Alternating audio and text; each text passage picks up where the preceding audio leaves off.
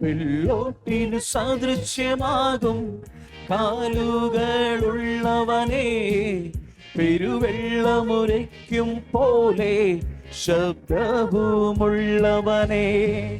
കണ്ണഗ്നി ജ്വാല പോലെ കത്തി ജ്വലിക്കുന്നവനെ, യേശുവേ നീ മാത്രം എൻ രക്ഷകൻ. വെള്ളോട്ടിനു സദൃശ്യമാകും കാലുകളുള്ളവനെ, പെരുവെള്ളമുരയ്ക്കും പോലെ ശബ്ദവുമുള്ളവനെ, കണ്ണഗ്നി ജ്വാല പോലെ കത്തി ജ്വലിക്കുന്നവനെ, യേശുവേ നീ മാത്രം എൻ രക്ഷകൻ. ഓ ഹല്ലേലൂയ, ഓ ഹല്ലേലൂയ, ഓ ഹല്ലേലൂയ, ഓ ഹല്ലേലൂയ. പരിശുദ്ധനായവൻ നീയേ, അതിശ്രേഷ്ഠനായവൻ നീയേ, സർവസൃഷ്ടികൾക്കും നാഥനായവനേ. പൊടി മാത്രമാകുമീ എന്നെ കരുണാദ്രപാത്രമായി മാറ്റാൻ, സ്വർഗമഹിമയെല്ലാം വെടിഞ്ഞു വന്നവനേ. ആരാധ്യനേ എന്നേശുവേ, ആരാധ്യനേ എന്നേശുവേ. ഓ ഹല്ലേലൂയ, ഓ ഹല്ലേലൂയ, ഓ ഹല്ലേലൂയ, ഓ ഹല്ലേലൂയ.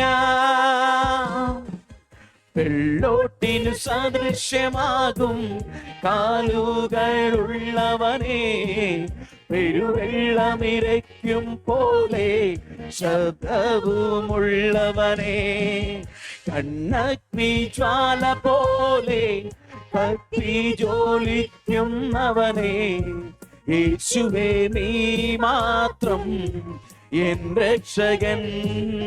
ഓ ഹല്ലേലൂയ, ഓ ഹല്ലേലൂയ, ഓ ഹല്ലേലൂയ, ഓ ഹല്ലേലൂയ. പരിശുദ്ധനായവൻ നീയേ, അതിശ്രേഷ്ഠനായവൻ നീയേ, സർവസൃഷ്ടികൾക്കും നാഥനായവനേ. പൊടി മാത്രമാകുമീ എന്നെ കരുണാദ്രപാത്രമായി മാറ്റാൻ, സ്വർഗമഹിമയെല്ലാം വെടിഞ്ഞു വന്നവനേ. ആരാധ്യനേ എന്നേശുവേ, ആരാധ്യനേ എന്നേശുവേ.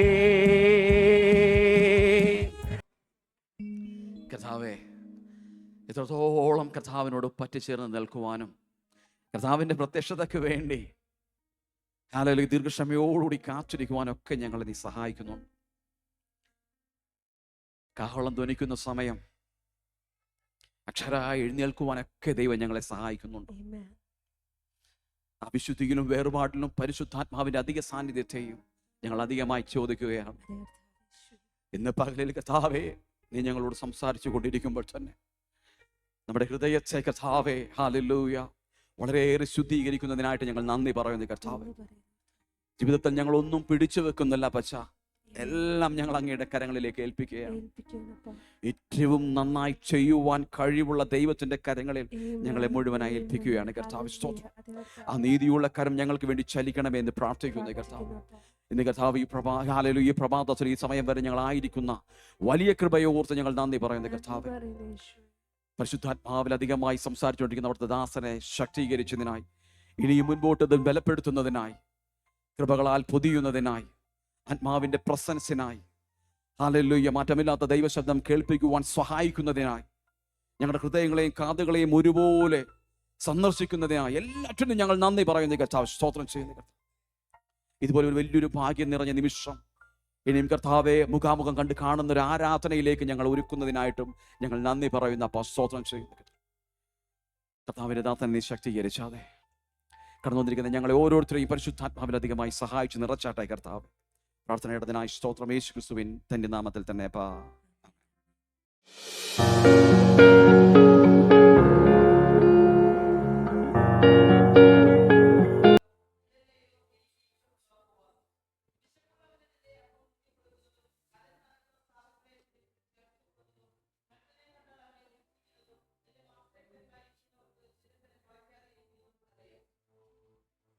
അടുത്തവിടെ അപ്പോൾ നിന്റെ വെളിച്ചം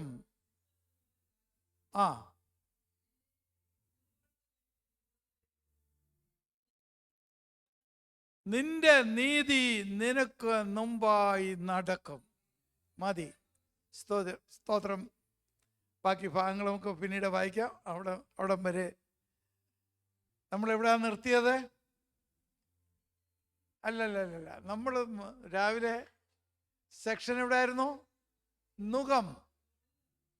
നുകം നമ്മുടെ തോളിൽ നിന്ന് നീങ്ങിപ്പോകും. അടുത്ത ഒരു പദമുണ്ട് അവിടെ, പുഷ്ടി നിമിത്തം തകർന്നു പോകും. പുഷ്ടി നിമിത്തം തകർന്നു പോകും. അതാ ഇവിടെ കർത്താവിനുദാസനോട് പാടിയത്. പരിശുദ്ധാത്മാവേ, മഴ പോലെ ഇറങ്ങി വാ. ഇന്ന് പകൽക്കാലം ആഗ്രഹത്തോടെ വന്ന ദൈവ പൈതലെ, നീ ആ മഴയ്ക്കകത്ത് ഇന്ന് നനയും. സ്തോത്രം. മഴ പോലെ ദൈവം നമുക്ക് വേണ്ടി പ്രവർത്തിക്കും. 58-ാം അധ്യായം 3-4 വാക്യം ഒന്ന് വായിച്ചേ. ആ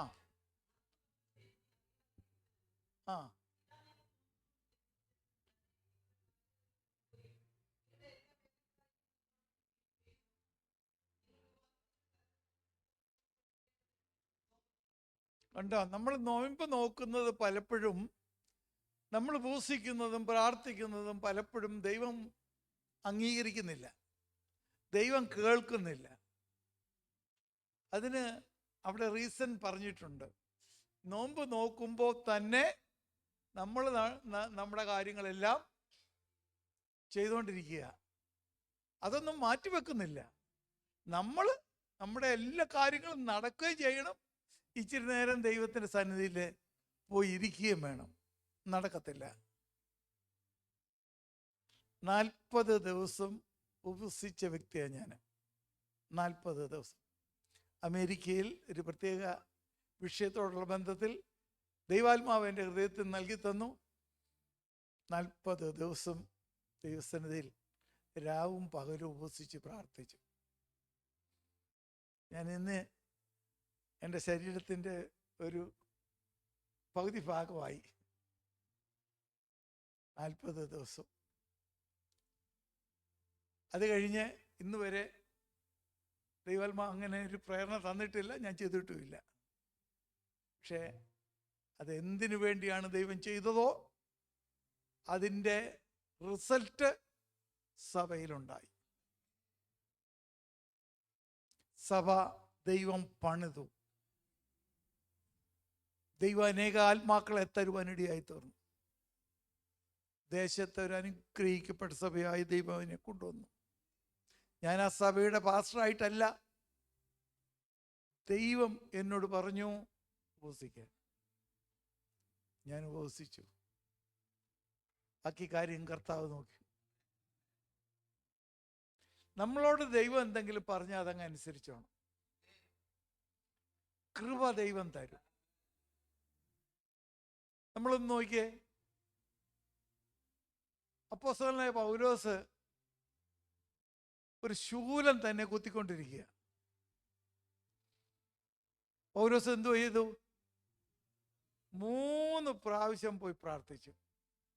നമ്മളൊക്കെ ആയിരുന്നെങ്കിൽ 3 അല്ല 30 അല്ല 300 ആയാലും വിടത്തില്ല. അത് പ്രാർത്ഥിച്ചുകൊണ്ടേ ഇരിക്കും. കർത്താവ് എന്തോ പറഞ്ഞു? ശൂലം അവിടെ ഇരുന്നോട്ട് മോനെ, നിനക്ക് എൻ്റെ കൃപ മതി. കൃപ മതി. നമുക്ക് കൃപ മതി. ആര് വേണേലും നമ്മളെ കുത്തിക്കോട്ടെ, ഒരു പ്രശ്നവുമില്ല. നമുക്ക് സഹിക്കാൻ കൃപയുണ്ടോ? സഹിഷ്ണുത, നമുക്ക് സഹിഷ്ണുതയുണ്ടോ? അതുണ്ടാകണം. ഒരു ദൈവ പൈതലിന് അതുണ്ടായിരിക്കണം. ഒരുപാട് പേര് നമ്മളെയൊക്കെ കുറ്റം പറയുന്നവർ കാണും. പക്ഷേ ഈ ചെവി കൂടെ കിട്ടുക, അപ്പുറത്തെ ചെവി കൂടെ വിട്ടേക്കണം. അത് നമ്മളെ അകത്തോട്ട് കയറ്റരുത്. അകത്തോട്ട് കയറ്റിയ അയ്യോ പാസ്റ്റർ എന്നെ കുറിച്ച് അങ്ങനെയൊക്കെ പറഞ്ഞോ, പിന്നെ ചോദ്യമായി. പുള്ളിയെ കാണുമ്പം കൈ കൊടുക്കാതിരിക്കും. ബുദ്ധിമുട്ടാ. ആരുടെ കൃപയാ ചോരുന്നത്? എൻ്റെയാ പോകുന്നത്. പറഞ്ഞ ആളിന് ഒരു കുഴപ്പമില്ല. കേട്ട എൻ്റെ കൃപ പോയി. അതായിരുന്നു പുള്ളിയുടെ ഉദ്ദേശം. പിശാചിനും അതാ വേണ്ടിയത്. നമ്മളെല്ലാം വ്യക്തിപരമായി നമ്മളെ ഉപദ്രവിക്കുന്ന അല്ലെങ്കിൽ നമ്മളോട് അറ്റാക്ക് ചെയ്യുന്ന ആളുകളോട് നമുക്ക് ദേഷ്യം. പക്ഷെ നേരെ തിരിച്ചേ ഒന്ന് ചിന്തിച്ചേ, ആ സഹോദരി കൂടെ പിശാച് പ്രവർത്തിച്ചതാ. ആ സഹോദരനിൽ കൂടെ പിശാച് പ്രവർത്തിച്ചതാ. അതെൻ്റെ കൂട്ടു സഹോദരിയാ, ഇതെൻ്റെ കൂട്ടു സഹോദരനാ. ഞാൻ അവന് വേണ്ടി പ്രാർത്ഥിക്കും. ചിന്തിക്കാവോ? ഇന്ന് പകൽക്കാലം ആ തീരുമാനമായിരിക്കണം നമ്മുടെ ജീവിതത്തിൽ. ഈ ഉപവാസ പ്രാർത്ഥനയിൽ അതായിരിക്കണം നമ്മുടെ ജീവിതത്തിൽ. സ്തോത്രം. മറ്റുള്ളവരെ വിരോധഭാവം കാണിക്കാനല്ല, സ്നേഹത്തിൻ്റെ ആത്മാവിൽ നാം കാണാനുള്ളതായ കൃപ ലഭിക്കുന്നതാണ് നമ്മുടെ ജീവിതത്തിലെ ഏറ്റവും വലിയ അനുഗ്രഹം. ഇവിടെ 3-ാം വാക്യത്തിൽ പറഞ്ഞ് നമ്മളെല്ലാം ഉപവസിക്കുക, പ്രാർത്ഥിക്കുക. പക്ഷെ കർത്താവ് കേൾക്കുന്നില്ല, ഇല്ലേ? ഇന്ന് രാവിലെ സമയം ഞാൻ ചോദിച്ചല്ലോ, ഇന്ന് രാവിലെ സമയം ഉപവാസത്തോടെ വന്ന് പ്രാർത്ഥിക്കുന്ന നിങ്ങളോട് ഒരു കാര്യം ചോദിക്കട്ടെ. നിങ്ങൾ എന്തിനാ ഒരു നേരം അല്ലെ 2 നേരം ഉപവസിച്ചത്? എന്തിനാ?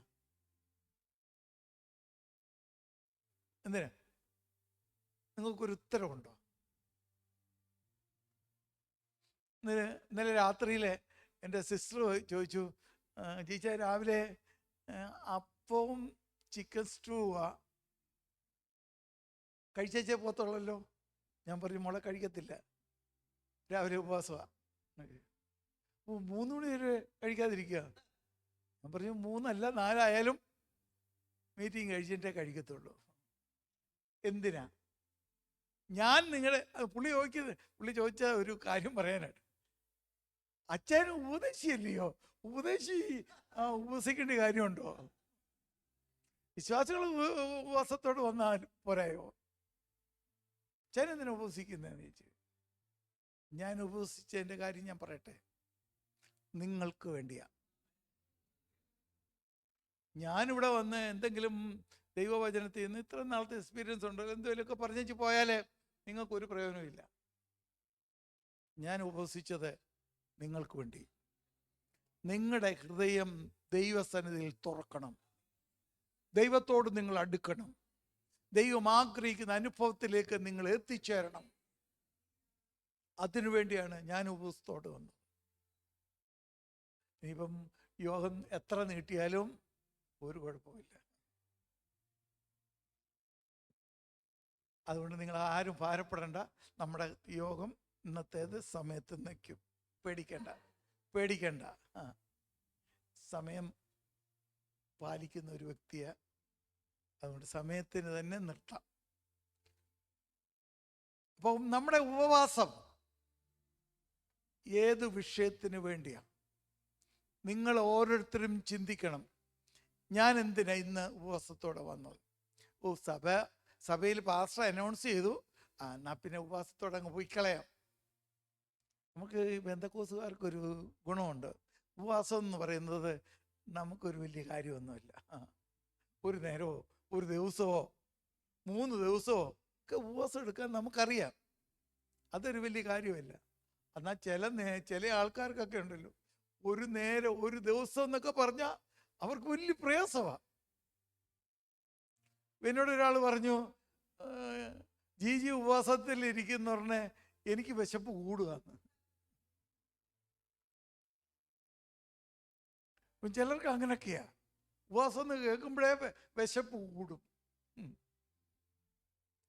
എന്നാ ഉപവസിക്കുന്ന ഒരു നേരമെങ്കിലും ഉപവസിക്കുന്നെങ്കിൽ, ഞാൻ ഒരു ദിവസം ഉപവാസം ഡിക്ലെയർ ചെയ്യണമെങ്കിൽ ഒരു നേരം എടുത്താൽ അല്ലെ 2 നേരം എടുക്കുന്നതോ ഒന്നുമല്ല, 24 മണിക്കൂർ ഉപവാസത്തോടെ വേർതിരിക്കുന്നതാണ് എൻ്റെ ഒരു ദിവസത്തെ ഉപവാസം.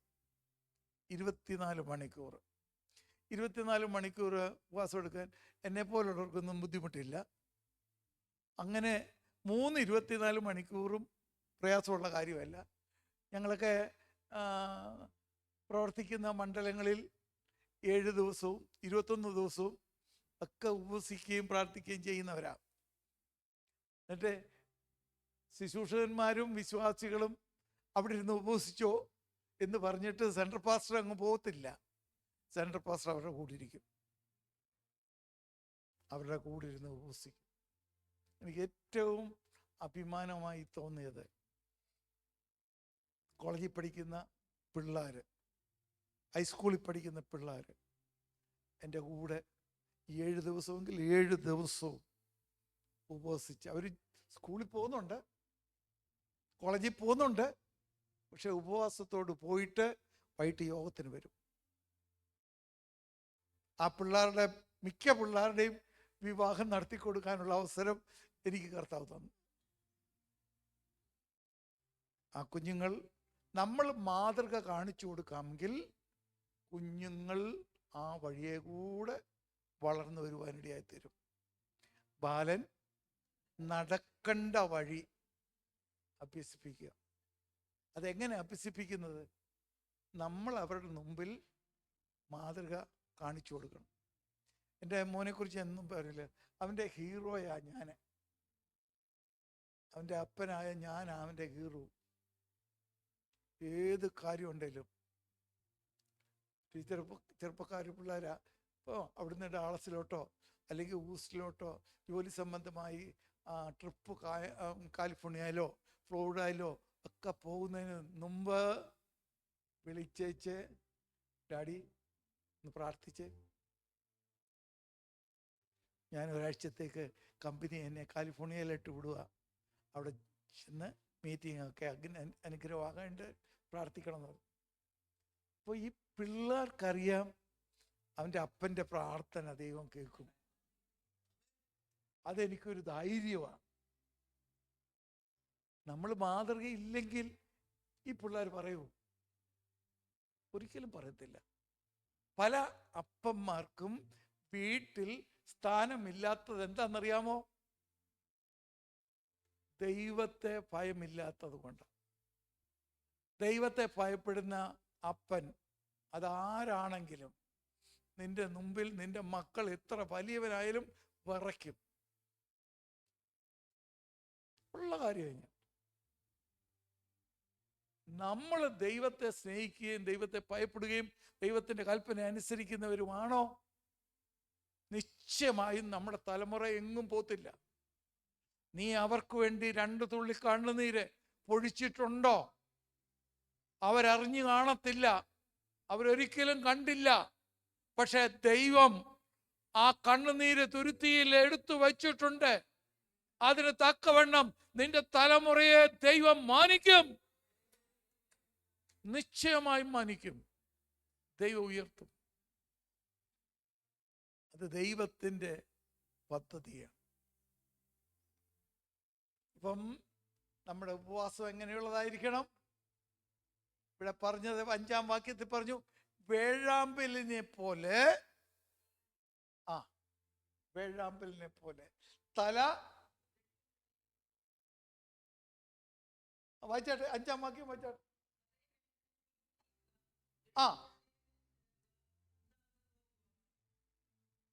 തലയെ വേഴാമ്പലിനെ പോലെ കുനിക്കുക എന്ന് പറഞ്ഞാൽ ഒരു ഹെഡ് വെയിറ്റ് നമ്മുടെ ജീവിതത്തിൽ ഉണ്ടാകാൻ പാടില്ല. പലർക്കും ഞങ്ങളെക്കുറിച്ച് ഞങ്ങളങ്ങ് പറയാം. ഈ പാസ്റ്റർമാരൊക്കെ ആയ ഞങ്ങളൊക്കെ ഉപദേശി എന്ന് പറയത്തില്ല കേട്ടോ, പാസ്റ്റർ എന്ന് തന്നെ സംബോധന ചെയ്യണം. ഇല്ലെങ്കിൽ ഏതാണ്ട് കുറവ് സംഭവിച്ചതുപോലെ.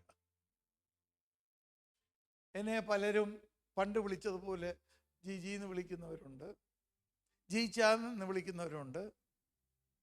ഒരിക്കൽ ഒരു സഹോദരി വന്നേച്ചും പറഞ്ഞു, സോറി ജിജി പാസ്റ്ററെ, ഞാൻ പഴയതുപോലെ അങ്ങ് ജീച്ചായെന്ന് അങ്ങ് വിളിച്ചതാ. ഞാൻ പറഞ്ഞു, അങ്ങനെ തന്നെ വിളിച്ചാൽ മതി, ജീച്ചായെന്ന് തന്നെ വിളിച്ചാൽ മതി. പാസ്റ്ററെ എന്ന് വിളിക്കുമ്പം ആ ഇൻറ്റിമസി അങ്ങ് പോയതുപോലെ എനിക്ക് തോന്നും. ജീച്ചാന്ന് വിളിക്കുമ്പം അവരുടെ അച്ചായനാന്നുള്ളൊരു ഇൻറ്റിമസി എനിക്കുണ്ടാകുന്നു. നമ്മളെ പണ്ട് ആരെന്ത് വിളിച്ചോ അതായിരിക്കും നല്ലത്. നമ്മൾ പാസ്റ്റർ ആയാലും സെൻട്രൽ പാസ്റ്റർ ആയാലും വലിയ ആളായാലും ഒന്നും അതൊരു വിഷയമല്ല. ഇതാക്കിയതാരാ? കർത്താവല്ലയോ? അല്ലാതെ നമ്മൾ ജനിച്ചപ്പോഴേ പാസ്റ്റർ ആയതാണോ? ഒന്നും അല്ലല്ലോ. ദൈവസന്നിധിയിൽ നമ്മൾ താണാൽ ദൈവം നമ്മെ ഉയർത്തും. ദൈവത്തിന്റെ സന്നിധിയിൽ താഴ്ന്നവനെ ദൈവം ഉയർത്തുന്നു. നമ്മൾ ഉയരണമെന്നൊക്കെ വിചാരിച്ച് എത്രമാത്രം പണിപ്പെടുന്നുവോ അത്രമാത്രം കർത്താവ് നമ്മെ താഴോട്ടങ്ങ് താക്കും. എന്നാ നമ്മൾ താഴും തോറും നമ്മെ ഉയർത്തുന്ന ഒരു ദൈവമുണ്ട്. എത്രമാത്രം നീ താഴാൻ ആഗ്രഹിക്കുന്നുവോ അത്രമാത്രം ദൈവം ഉയർത്തിക്കൊണ്ടുവരും. അതാ ദൈവത്തിന്റെ പദ്ധതി. വേഴാമ്പലിനെ പോലെ തല കുനിക്കുക. ഞാൻ ആരാധനയോടുള്ള ബന്ധത്തിൽ ഞാനൊരു കാര്യം പറയാം. ന്യായാധിപന്മാരുടെ ലേവ്യ പുസ്തകം 1-ാം അധ്യായം അതിൻ്റെ 3-ാം വാക്യം ഒന്ന് വെച്ച് എളുപ്പം ഒന്ന് വായിച്ച്.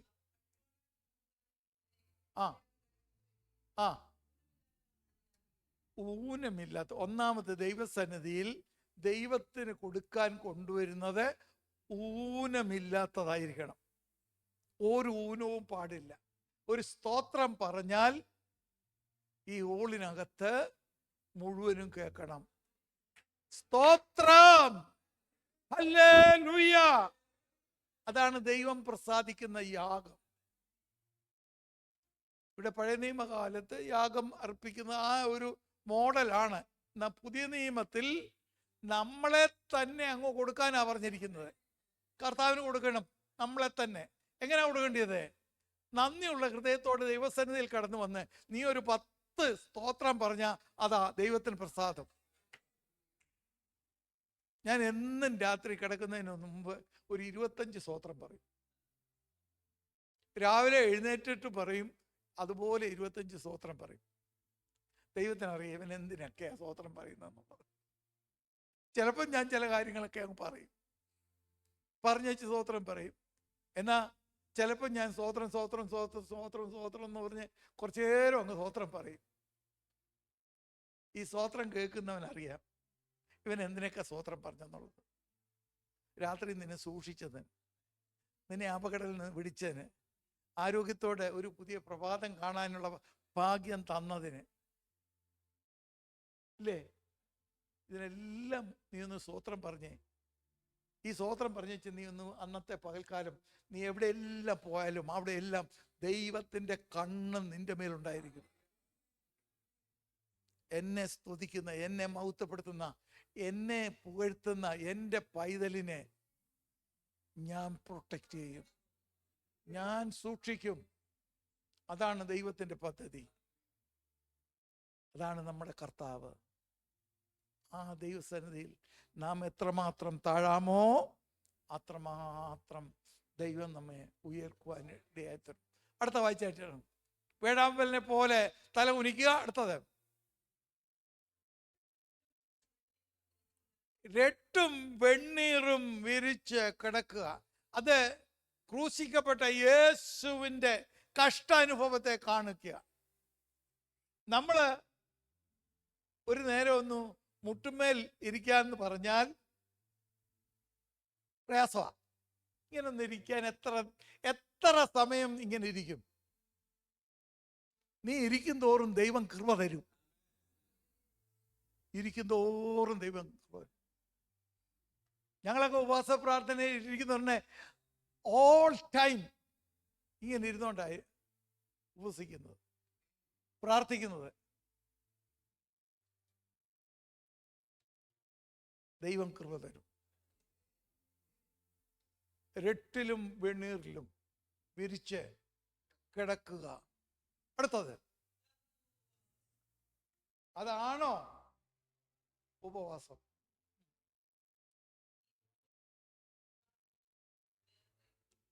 ഇങ്ങനെ ചെയ്തിട്ടാണോ ദൈവത്തിന് പ്രസാദമുള്ള ഉപവാസം എന്ന് പറയുന്നത്? മുമ്പേ നമ്മൾ ആ 3ഉം 4ഉം ഒക്കെ വായിച്ചപ്പോൾ എന്തുവായിരുന്നു? നീ നിന്റെ കാര്യത്തിനെല്ലാം നടന്നേച്ച് ഉപവാസം എന്ന് പറയുക. കർത്താവിന് പ്രസാദമുള്ള ഉപവാസം എന്ന് പറയുന്നത് എന്താണ്? നീ നിന്നെ തന്നെ താഴ്ത്തുക. വെട്ടിലും വെണ്ണീറിലും നീ ഇരിക്കുക. എന്നിട്ട് നീ ഉപവസിച്ച് പ്രാർത്ഥിര്. നിന്റെ പ്രാർത്ഥന ദൈവം കേൾക്കും. ഇത് നാം മറ്റുള്ളവരുടെ മുമ്പിൽ ഞാനാണ് വലിയത്, ബാക്കിയുള്ളവരെല്ലാം എന്നെക്കാട്ടിലും താണതാ, ഒന്നിനും കൊള്ളത്തില്ല.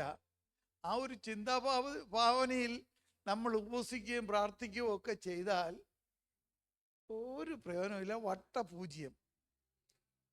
ഞാൻ എൻ്റെ ഭാഷയിൽ പറഞ്ഞാൽ നീ ഒരു ദിവസം പട്ടിണി കിടന്നു, അത്രേ ഉള്ളൂ. ഉപവാസം എന്നൊന്നും പറയാനൊക്കത്തില്ല. ഉപവാസം എന്ന് പറഞ്ഞു കഴിഞ്ഞാൽ ഞാൻ എൻ്റെ അനുഭവത്തിൽ നിന്ന് പറയാം, നീ ഒരു നേരവേ ഉപവാസത്തോട് ദൈവസന്നിധിയിൽ ഇരുന്നുള്ളെങ്കിലും ഒരു അരമണിക്കൂറെങ്കിലും ആത്മനിറവിൽ ദൈവസന്നിധിയിൽ നിന്ന് പ്രാർത്ഥിക്കാൻ കഴിഞ്ഞു കഴിഞ്ഞാൽ അതാണ് ദൈവത്തിന് പ്രസാദമുള്ള ഉപവാസം.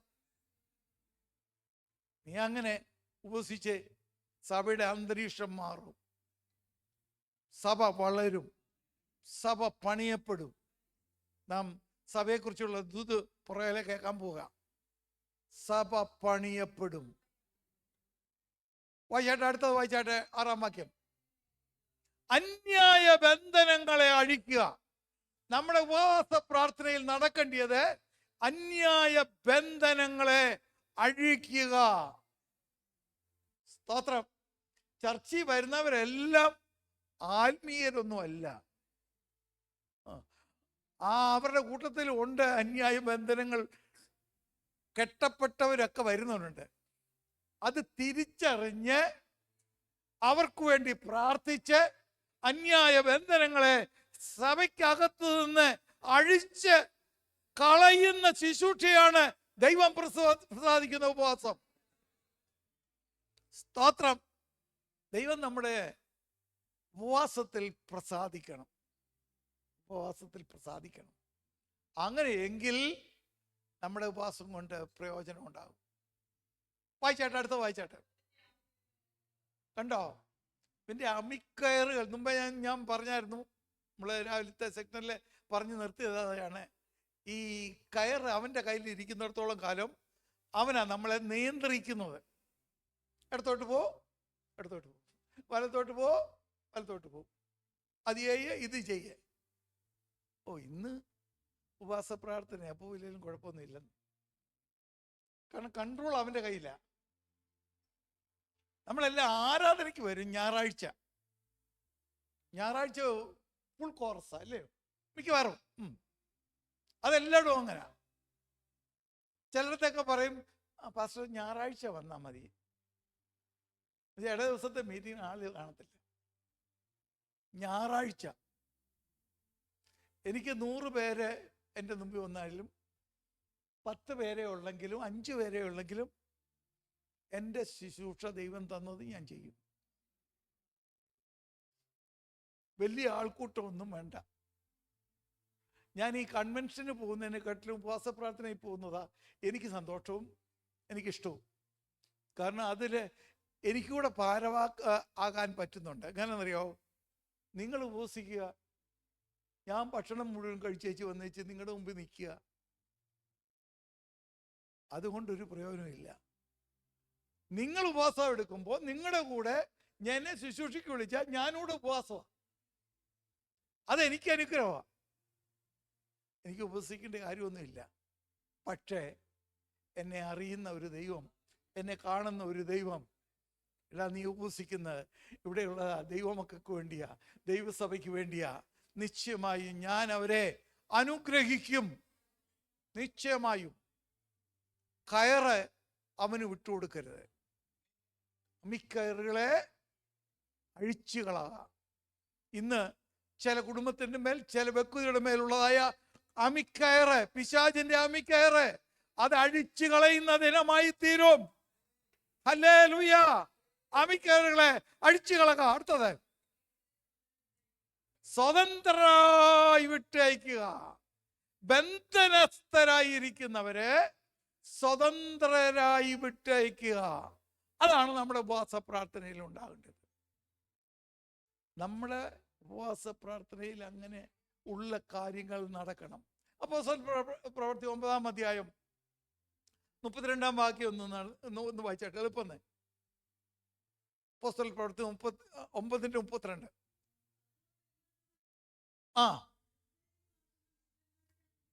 ലുദയിൽ പാർക്കുന്ന വിശുദ്ധന്മാരുടെ അടുക്കലും ചെന്നു. കേക്കണേ, പക്ഷപാതം പിടിച്ച് 8 സംവത്സരമായി കിടപ്പിലായിരുന്ന 8 വർഷമായി സ്ട്രോക്ക് വന്ന് പക്ഷപാതം പിടിച്ച് കിടന്ന ഐനിയോസ് എന്ന് പറയുന്ന ഒരു വ്യക്തിയെ കണ്ടു. ഈ പുള്ളി എവിടെയാ കിടക്കുന്നതെന്ന് അറിയാമോ? പത്രോസ് എവിടെ ചെന്നാ പറഞ്ഞത്? ലദ്ദയിൽ. അവിടെ അടുത്തൊരു പദമുണ്ട്, വിശുദ്ധന്മാർ. കണ്ടോ? അപ്പൊ ഈ പുള്ളി കിടക്കുന്ന എവിടാ? വിശുദ്ധന്മാരുടെ ഇടയിൽ. എത്ര നാളത്തെ കിടപ്പാ? 8 വർഷമായി. ഇങ്ങനെ കിടക്കുന്ന നമ്മുടെ സഭകളിലൊക്കെ ഉണ്ട്. അനേകര് ഇങ്ങനെ കിടക്കുന്നവരുണ്ട്. പക്ഷേ പത്രോസ് അവിടെ വന്നു പറഞ്ഞ പത്രോസിന് കാര്യം മനസ്സിലായി. പത്രോസ് പറഞ്ഞു, എടാ നീ ഇങ്ങനെ കിടക്കാനല്ല ദൈവം എന്നെ ഇങ്ങോട്ട് കൊണ്ടുവന്നേ. ദൈവം എന്നെ അയച്ചത് നീ വിശുദ്ധന്മാരുടെ നടുവിലൊക്കെ ആണെങ്കിലും നീ കിടക്കുന്ന രോഗബന്ധനത്തെ അഴിച്ചു കളയാനാ ദൈവം എന്നെ ഇവിടെ അയച്ചതെങ്കിൽ.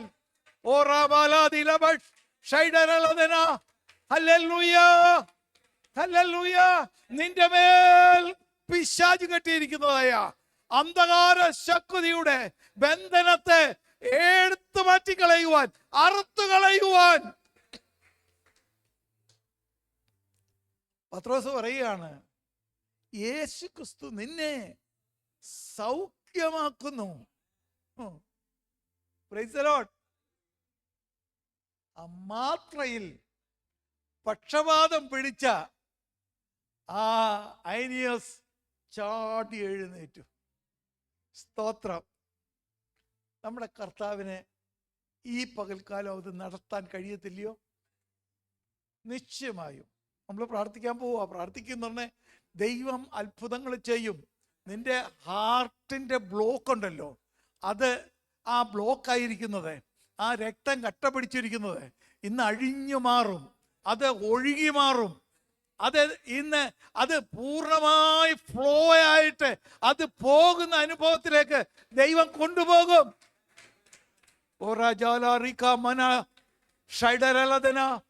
നിന്റെ ക്യാൻസർ രോഗമുണ്ടല്ലോ, ഡോക്ടർമാർ എന്തെല്ലാം വിധി എഴുതിയെന്ന് പറഞ്ഞാലും ആ ക്യാൻസറിനെ, ആ അണുവിനെ ദൈവം ഇന്ന് ഉരുക്കിക്കളയും. ഞങ്ങളുടെ വയനാട്ടിൽ ഞങ്ങളുടെ കൂടെ ശുശ്രൂഷിക്കുന്ന ഒരു ദൈവദാസന്റെ ഭാര്യ കോഴിക്കോട് മെഡിക്കൽ കോളേജിൽ നിന്ന് പറഞ്ഞു 6 മാസമായി ജീവിച്ചിരിക്കത്തുള്ളൂ എന്ന് പറഞ്ഞു. ബ്ലഡ് ക്യാൻസറാ. 6 മാസം സഭ പ്രാർത്ഥിക്കാൻ തുടങ്ങി. ഞങ്ങളെല്ലാവരും ദൈവദാസന്മാരും ഞങ്ങളെല്ലാം കൂടെ 7 ദിവസത്തെ ഉപവാസത്തിലിരുന്ന് പ്രാർത്ഥിക്കുമ്പോൾ ദൈവാത്മാവ് ശക്തമായി എന്നോട് പറഞ്ഞു ആ സഹോദരിക്ക് വേണ്ടി പ്രാർത്ഥിക്കാൻ. സഭയെല്ലാവരും ഒന്നിച്ച് ആത്മാനിറവിൽ ആരാധിച്ച് പ്രാർത്ഥിച്ചുകൊണ്ടിരിക്കുമ്പോൾ ആ പ്രിയപ്പെട്ടവൾക്ക് വേണ്ടി പോയി പ്രാർത്ഥിച്ചു. 14 വർഷം കഴിഞ്ഞു. 6 മാസം എന്ന് പറഞ്ഞത് 14 വർഷം കഴിഞ്ഞിട്ടും ഇന്നും ആരോഗ്യത്തോടെ കർത്താവിന്റെ വേല ചെയ്യുന്നുവെങ്കിൽ ഹല്ലേലൂയ, അന്യായ ബന്ധനങ്ങളെ അഴിക്കാനുള്ളതായ ശക്തിയും കൃപയും നമ്മുടെ മേൽ ദൈവം പകർന്നിട്ടുണ്ട്. ഹല്ലേലൂയ, സ്തോത്രം. അതുപോലെ തന്നെ വൈത്തിരിയിലുള്ളതായ, നമ്മൾ ഇവിടുന്ന് വയനാട്ടിലോട്ട് ചുരം കയറി അങ്ങോട്ട് ചെല്ലുമ്പം ആദ്യത്തെ ഒരു കൊച്ചു ടൗണാണ് വൈത്തിരി എന്ന് പറയുന്നത്. അവിടെ നമുക്കൊരു ചർച്ചുണ്ട്, സ്വന്തമായി ആലയം ഒക്കെ ഉള്ളതാ. അവിടെ ഒരു സഹോദരി വിധവയാണ്. ആ സഹോദരി 3 ബ്ലോക്ക് ആരോടും പറഞ്ഞില്ല. കോട്ടയം മെഡിക്കൽ കോളേജിൽ ചെന്നുടനെ ഡോക്ടർമാർ പറഞ്ഞു 3 ബ്ലോക്ക് ഉണ്ട്, എത്ര എളുപ്പം സർജറി ചെയ്യണമെന്ന് പറഞ്ഞു. ഞങ്ങളോട് ആരോടും പറഞ്ഞില്ല, ഞാനും അറിഞ്ഞില്ല. അതും ഇതുപോലെ ഉപവാസ പ്രാർത്ഥനയിൽ ദൈവാത്മാവ് വെളിപ്പെടുത്തി. അന്ന് ശുശ്രൂഷിക്കാൻ ചെങ്ങുന്നൊരു ദൈവദാസനെ ഞങ്ങൾ വിളിച്ചിട്ടുണ്ടായിരുന്നു. അദ്ദേഹം ശുശ്രൂഷിച്ചുകൊണ്ടിരിക്കുമ്പോൾ ഇതുപോലെ ഇടയ്ക്കൊരു ബ്രേക്ക് തന്ന സമയത്ത് ദൈവാത്മാവ് എന്നോട് പറഞ്ഞു, പുറകില് ഒരു സഹോദരി ഇരിപ്പുണ്ട്, 3 ബ്ലോക്ക് ഉണ്ടെന്ന് പറഞ്ഞു, വിളിച്ച് പ്രാർത്ഥിക്കാൻ പറഞ്ഞു. ആ ബ്രേക്ക് എടുത്ത് അദ്ദേഹം അവിടെ ഇരിക്കുമ്പോൾ ഞാൻ എഴുന്നേറ്റിട്ട് പറഞ്ഞു, ഇവിടെ ആരാ ഹാർട്ടിന് 3 ബ്ലോക്ക് ഡോക്ടർമാരുണ്ടെന്ന് വിധി എഴുതി, എത്ര എളുപ്പം സർജറി ചെയ്യണമെന്ന് ഡോക്ടർമാർ പറഞ്ഞ വ്യക്തി ആരാന്ന് ചോദിച്ചു. പുറയിന്ന് ഒരു അമ്മമ്മ ചാടി എഴുന്നേറ്റ് പറഞ്ഞു, ഞാനാ. അവിടുത്തെ സഭയെ ശുശ്രൂഷിക്കുന്ന പാസ്റ്റർക്ക് പോലും ആ പുള്ളിക്കാരിക്ക് അതുണ്ടെന്ന് അറിഞ്ഞില്ല. കാരണം അറിഞ്ഞാൽ സർജറി ചെയ്യാൻ കൊണ്ടുപോകുന്ന അറിയാം. അവർ പറഞ്ഞു, ജീവിക്കുന്നിടത്തോളം കാലം ജീവിക്കട്ടെ, ആർക്കും ഒരു ഭാരമായി ഇരിക്കേണ്ട എന്നുള്ളതായ ആ ചിന്തയിൽ ആരോടും പറഞ്ഞില്ല. പക്ഷേ അത് ദൈവം അറിഞ്ഞു. ദൈവം ആ പ്രിയപ്പെട്ടവരുടെ ഹൃദയത്തെ അറിഞ്ഞിട്ട് അന്ന് വെളിപ്പെടുത്തി. അന്ന് ആ പ്രിയപ്പെട്ടവർക്ക് പൂർണ്ണ സൗഖ്യം, 3 ബ്ലോക്കും മാറി. ഇന്നും അവര് ജീവനോടെ ഇരിക്കുന്നു. ആ ചർച്ചിന് അനുഗ്രഹമായിരിക്കുന്നു. സ്തോത്രം. ഇങ്ങനെ എത്ര സംഭവങ്ങൾ എനിക്ക് നിരത്തി വെക്കാനുണ്ട്. അതുകൊണ്ടാ ഞങ്ങളൊക്കെ ദൈവത്തിൽ വിശ്വസിക്കുന്നത്. ഒരു 99.999% അല്ല, 100% എനിക്ക് വിശ്വാസമുണ്ട്. സൗഖ്യം കൊടുക്കുന്ന ആരാ? ജീവിതക്കടത്തല്ല, ഉയരത്തിൽ ദൈവവും. നിന്നോട് പ്രാർത്ഥിക്കാൻ പറഞ്ഞാൽ നീ പ്രാർത്ഥിച്ചാൽ മാത്രമേ. അതിന് പിന്നിൽ പ്രവർത്തിക്കുന്നത് ദൈവമാ. നമ്മൾ മുമ്പേ കണ്ടു, മോശേ നീ കരമൊന്ന് നീട്ടിക്കേ, വടിയൊന്ന് നീട്ടിക്കേ. നിന്റെ വടി നീട്ടുമ്പോൾ അവിടെ അത്ഭുതം ചെയ്യുന്നത് ഞാനാ. പക്ഷെ നീ അനുസരിച്ചാൽ മാത്രം മതി. നിന്നിൽ പകർന്നതായ ആ ശക്തി ഉണ്ടല്ലോ, അളവറ്റ ശക്തി. ദൈവം അനുവദിച്ചാൽ നാളെ നമ്മുടെ ആരാധനയിൽ കർത്താവിൻ്റെ അളവറ്റ ശക്തിയെക്കുറിച്ചായിരിക്കും സംസാരിക്കാൻ പോകുന്നത്. അപ്പോൾ ആ ശക്തി ഞാൻ പുറപ്പെടുവിച്ചോളാം, നീ അനുസരിച്ചാൽ മാത്രം മതി. ആ മാത്രയിൽ അവിടെ അത്ഭുതം നടന്നുവെങ്കിൽ നമ്മുടെ ജീവിതത്തിൽ നാം വിശ്വസിച്ചുകൊണ്ട് ദൈവത്തെ അനുസരിച്ചാൽ, ഞാൻ നിങ്ങളോട് പറഞ്ഞാൽ എൻ്റെ അനുഭവം പറഞ്ഞല്ലോ, ആരുടെ കയ്യിൽ നിന്നും ഒരു പൈസ വാങ്ങിക്കാൻ ഇടവരരുത് എന്ന് ഞാൻ ദൈവത്തോട് പറഞ്ഞപ്പോൾ, നീ മേടിക്കണ്ട മോനെ, നീ ചെയ്ത അല്ലെങ്കിൽ നീ പറഞ്ഞ കാര്യത്തിൽ ഉറച്ചങ്ങ് നിന്നോ, നീ അങ്ങനെ മേടിക്കേണ്ടി വരത്തില്ല. സ്തോത്രം.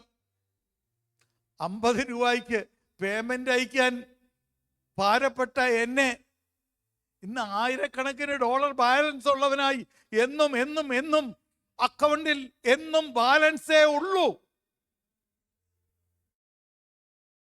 എന്താ ഞാൻ പറഞ്ഞത്?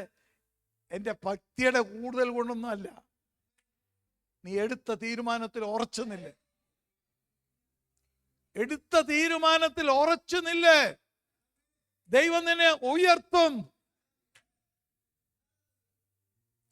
എൻ്റെ ഭാര്യ ഉപയോഗിച്ചുകൊണ്ടിരുന്നത് ഒരു BMW GT കാറാ, 535.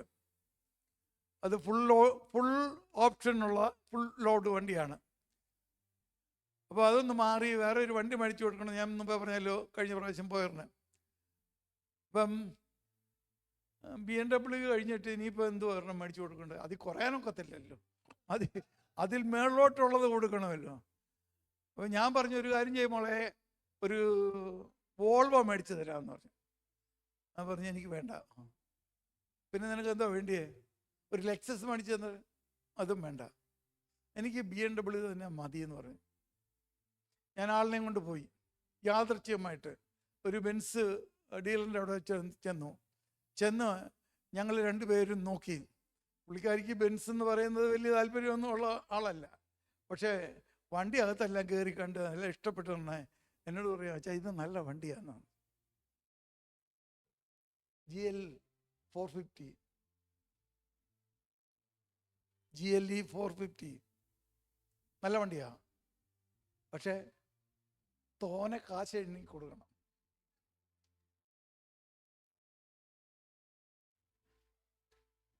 എന്നോട് പറഞ്ഞു ഇഷ്ടപ്പെട്ടെന്ന് പറഞ്ഞു. എന്നാ വാങ്ങിക്കാന്ന് പറഞ്ഞു. യോ ഇത് ഒത്തിരി പൈസ ആകത്തില്ല. ഞാൻ പറഞ്ഞു സാരമില്ല, നമുക്കൊരു പകുതി ലോൺ എടുക്കാം, പകുതി ഇട്ടാൽ മതി എന്ന് പറഞ്ഞു.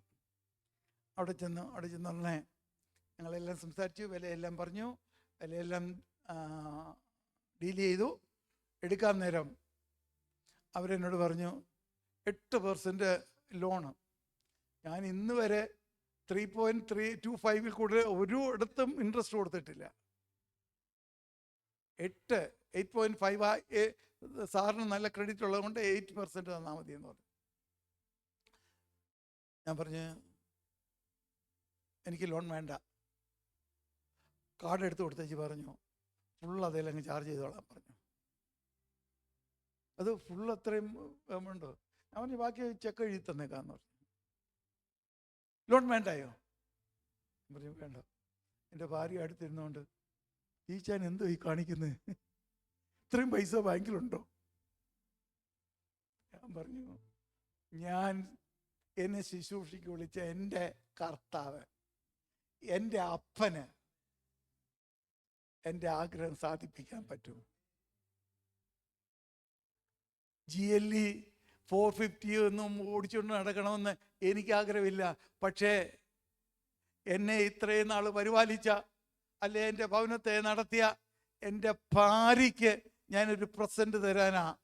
അത് ദൈവത്തിന് അറിയാവുന്നതുകൊണ്ട് ദൈവം ആ എമൗണ്ട്, അത്രയും എമൗണ്ട് ചാർജ് ചെയ്യാവുന്ന ആ ഒരു എമൗണ്ട് കഴിഞ്ഞ് ബാക്കിയുള്ളത് ഉടൻ തന്നെ ചെക്ക് എഴുതി ബാക്കി കൊടുത്തിട്ട് ഞങ്ങൾ കാറുമായിട്ട് വീട്ടിൽ വന്നു.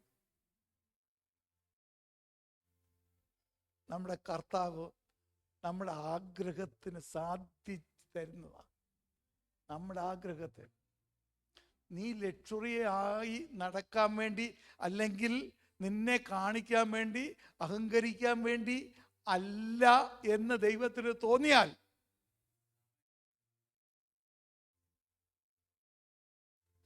എൻ്റെ ഭാര്യ എന്നോട് ചോദിക്കുമോ, $100,000 അക്കൗണ്ടിലുണ്ടായിരുന്നോ? ആളിനെ അറിഞ്ഞില്ല. പുള്ളിക്കാരി ഉണ്ടാക്കിയ കാശാ. അത്രയും കാശ് ബാങ്കിലുണ്ടെന്ന് പുള്ളിക്കാരിക്ക് പോലും അറിയത്തില്ലായിരുന്നു, നോക്കാറില്ല. കാരണം പൈസ ഇടപാട് മുഴുവനും ഞാനാ. പിന്നെ ഞാനില്ലാത്തപ്പം ഏൽപ്പിച്ചേക്കുന്നത് മോളെയാ. ഞങ്ങൾക്ക് രണ്ടുപേർക്കേ അറിയത്തുള്ളൂ ബാങ്കിൽ അക്കൗണ്ടിൽ എത്ര ഉണ്ട്, എത്ര ഇല്ല, എന്തെല്ലാം കാര്യങ്ങളുണ്ട് എന്നെല്ലാം. അവള് ഭയങ്കര മിടുക്കിയ, പറയത്തുമില്ല. എന്ത് കാര്യം ഉണ്ടെങ്കിലും മമ്മിയോട് ചെന്ന് പറയത്തുമില്ല. എന്നോട് ഓരോ നേരം എന്നോട് പറയാ, ഡാഡി മമ്മിക്ക് ഇത് ഓടിക്കാനൊക്കെ പ്രയാസമാണ്, തന്നെത്താനെ പാർക്ക് ചെയ്യുന്ന വണ്ടിയാ, നമ്മളൊന്നും ഇരിക്കുക പോലും വേണ്ട, ആ ബട്ടൺ നീക്കി കൊടുത്താൽ മതി, തന്നെത്താനെ സ്ഥലം ഉള്ളിടത്ത് പോയി, അല്ലെങ്കിൽ സ്ഥലം പരിമിതപ്പെടുത്തി എവിടെ പാർക്ക് ചെയ്യണമെന്ന് വെച്ചാൽ തന്നെത്താനെ അതങ്ങ് ചെയ്തോളും. ഇത് മമ്മിക്ക് പ്രയാസമാണ്, ഇത് ഞാൻ എടുത്തോളാം എന്ന് പറഞ്ഞു. ഞാൻ പറഞ്ഞു, കൊതിക്കൊന്ന് ഓടിച്ചോ. ഞാൻ പറഞ്ഞു മോളോട്, ഞാൻ പറഞ്ഞു, എടി നിന്റെ അമ്മ കഷ്ടപ്പെട്ട് ജോലി ചെയ്യുന്നതല്ലേ, അവളുണ്ടാക്കിയ പൈസ അല്ലേ, അവൾ സൂക്ഷിച്ച് നടക്കട്ടെ. പക്ഷെ ഒരു അഹങ്കാരവും ഇല്ല കേട്ടോ. ഇപ്പോഴും ആ വണ്ടി ഗാരേജിൽ ഇട്ടേച്ച് പഴയ BMW കൊണ്ടാണ് പോകുന്നത്. നമ്മളെത്ര വളർന്നാലും, എത്ര ദൈവം നമ്മെ അനുഗ്രഹിച്ചാലോ, നമ്മളെത്രത്തോളം താഴുന്നോ അത്രത്തോളം പിന്നെയും ദൈവം അനുഗ്രഹിക്കും. ഇൻവെസ്റ്റ് ചെയ്തെടുത്തൊക്കെ ദൈവം മാനിച്ചതേ ഉള്ളൂ, അനുഗ്രഹിച്ചേ ഉള്ളൂ. ഞാനൊരു കൊച്ചു വീട് പണിയാനായിട്ടാണ് ഞാൻ ആഗ്രഹിച്ച് തുടങ്ങിയത്. ഞാൻ പറഞ്ഞല്ലോ, ജോലി റിസൈൻ ചെയ്തിട്ടാണ് ഞാൻ എൻ്റെ വീട് പണിയാനായിട്ട്. അപ്പോൾ ഒരു ചെറിയൊരു വീട് പണിയാനായിട്ടാണ് ഞാൻ ആഗ്രഹിച്ചത്. പക്ഷേ 6 മുറി വിത്ത് AC വിത്ത് അറ്റാച്ച് ദൈവം പണിയാനുള്ള അവസരം തന്നു. അമേരിക്കയിൽ നിന്ന് വരുന്ന എല്ലാവരും എൻ്റെ വീട്ടിലാണ് വിശ്രമിക്കുന്നത്. ദൈവം തന്നതാണെന്ന് എനിക്ക് ബോധ്യമുണ്ട്. അതുകൊണ്ട് ഫ്രീ ആയിട്ട് തുറന്നു കൊടുത്തിരിക്കുക. ആര് വന്നാലും അവിടെ താമസിക്കാം. നിങ്ങളൊക്കെ മാവേലിക്കര എങ്ങാനും വന്നെനിക്ക് നേരത്തെ ഒന്ന് വിളിച്ച് പറഞ്ഞാൽ മതി, അവിടെ വീട് ഓപ്പണാ, 6 മുറിയുണ്ട്, നിങ്ങൾക്ക് അവിടെ വന്ന് താമസിക്കാം. നേരത്തെ പറഞ്ഞാൽ മതി, ഫുഡ് ഒരുക്കി തരാം. നല്ല കുക്ക് ചെയ്യുന്ന സഹോദരിമാരെയും ദൈവം തന്നിട്ടുണ്ട്. രാവിലെ വന്ന് കുക്ക് ചെയ്ത് ഒരു 4:30-5 മണിയാകുമ്പോൾ അവർ പോവും. ഇനി നമുക്ക് ഗസ്റ്റ് കൂടുതലുണ്ടെങ്കിൽ അവർ കുറച്ചുകൂടെ നിന്നിട്ട് അവരുടെ ഭർത്താവ് രാത്രി വന്ന് പിക്ക് ചെയ്തുകൊണ്ട് പോകും. എല്ലാ സൗകര്യങ്ങളും ദൈവം നിനക്ക് തന്നത് ദൈവനാമ മഹത്വത്തിനാ. ഞാൻ നിങ്ങളോട് പറയട്ടെ, കർത്താവിന് മുഴുവൻ മഹത്വം കൊടുത്തുകൊണ്ട് പറയുക, ഒരു രീതിയിലും ഒരു ശുശ്രൂഷ മുഖത്തും 10 രൂപ മേടിക്കാഞ്ഞതുകൊണ്ട് എനിക്ക് നഷ്ടമായി പോയെന്ന് പറയാൻ ഇടവന്നിട്ടില്ല.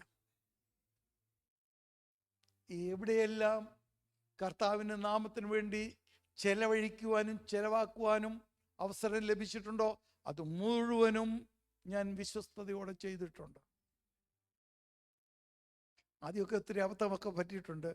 വരുന്നവർക്കെല്ലാം അങ്ങ് ചെയ്യുമായിരുന്നു. ഇപ്പം കർത്താവ് പഠിപ്പിച്ചു, അർഹതയുള്ളവർക്കേ കൊടുക്കാവൂ. ഒത്തിരി തെറ്റുകളൊക്കെ വന്നു പോയിട്ടുണ്ട്. ഇപ്പം വളരെ സൂക്ഷിക്കും. എന്നാലും പാവപ്പെട്ടവർ വന്നു കഴിഞ്ഞാൽ ചെറിയ എമൗണ്ടെങ്കിലും കൊടുത്ത് വിടും.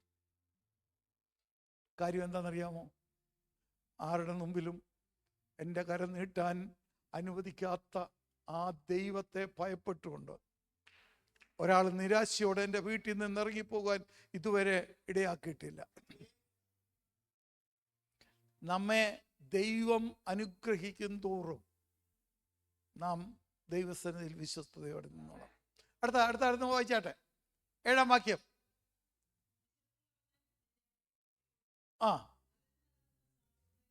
അതൊന്നും ഞാൻ ഇനി എക്സ്പ്ലെയിൻ ചെയ്യുന്നില്ല, ഞാൻ ഓൾറെഡി പറഞ്ഞു കഴിഞ്ഞു.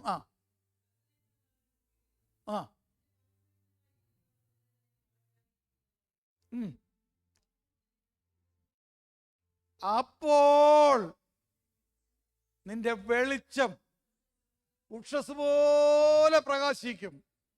നീ ദൈവസന്നിധിയിൽ ഉപവസിക്കുന്നതൊക്കെ ശരിയാണ്, പ്രാർത്ഥിക്കുന്നതൊക്കെ ശരിയാണ്, ദൈവത്തിന് പ്രസാദമുള്ള ആ ഉപവാസമാണ് നീ ചെയ്യുന്നതെങ്കിൽ നിന്റെ വെളിച്ചം ഉഷസ് പോലെ പ്രകാശിക്കും. സ്തോത്രം. സക്രിയ പ്രവചനം 4-ാം അധ്യായം 7-ാം വാക്യം ഒന്ന് വായിച്ചാട്ട്. സെരുബാബേലിന്റെ മുമ്പിലുള്ള മഹാപർവ്വതമേ, നീ ആര്? നീ സമഭൂമിയാകും. മതി, നീ സമഭൂമിയാകും. എന്റെ ദാസന്റെ മുമ്പിൽ നിൽക്കുന്നതായ വെല്ലുവിളി ഉയർത്തിക്കൊണ്ട് പർവ്വതം കണക്ക് നിൽക്കുന്നതായ എതിരാളികളെ കണ്ട് നീ ഭയപ്പെടണ്ട. നിന്റെ മുമ്പിൽ നിന്ന് ഞാൻ അവരെ നീക്കിക്കളയും. നിനക്ക് വഴി ഞാൻ തുറന്നു തരും. ഒരുപക്ഷെ നിന്റെ ഹൃദയത്തിൽ ഒരു ചിന്ത, ഈ വലിയ മഹാപർവ്വതത്തെ എങ്ങനെ ഞാൻ മാറ്റിക്കളയും? ദൈവാത്മാ പറയുന്നു, സമഭൂമിയാക്കും. ആ പർവ്വതത്തെ ഞാൻ ഇടിച്ചു നിരപ്പാക്കും, സമഭൂമിയാക്കും. എങ്ങനെ? 6-ാം വാക്യം വായിച്ചാട്ടെ.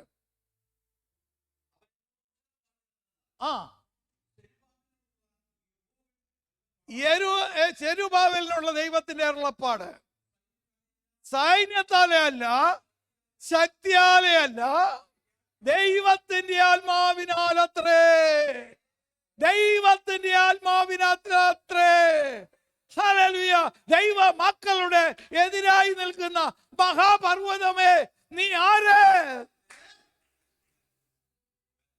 നിന്നെ സമഭൂമിയാക്കും. നീ ആ പർവ്വതത്തിൽ കയറി നിന്നുകൊണ്ടാണ് വെല്ലുവിളിക്കുന്നത്.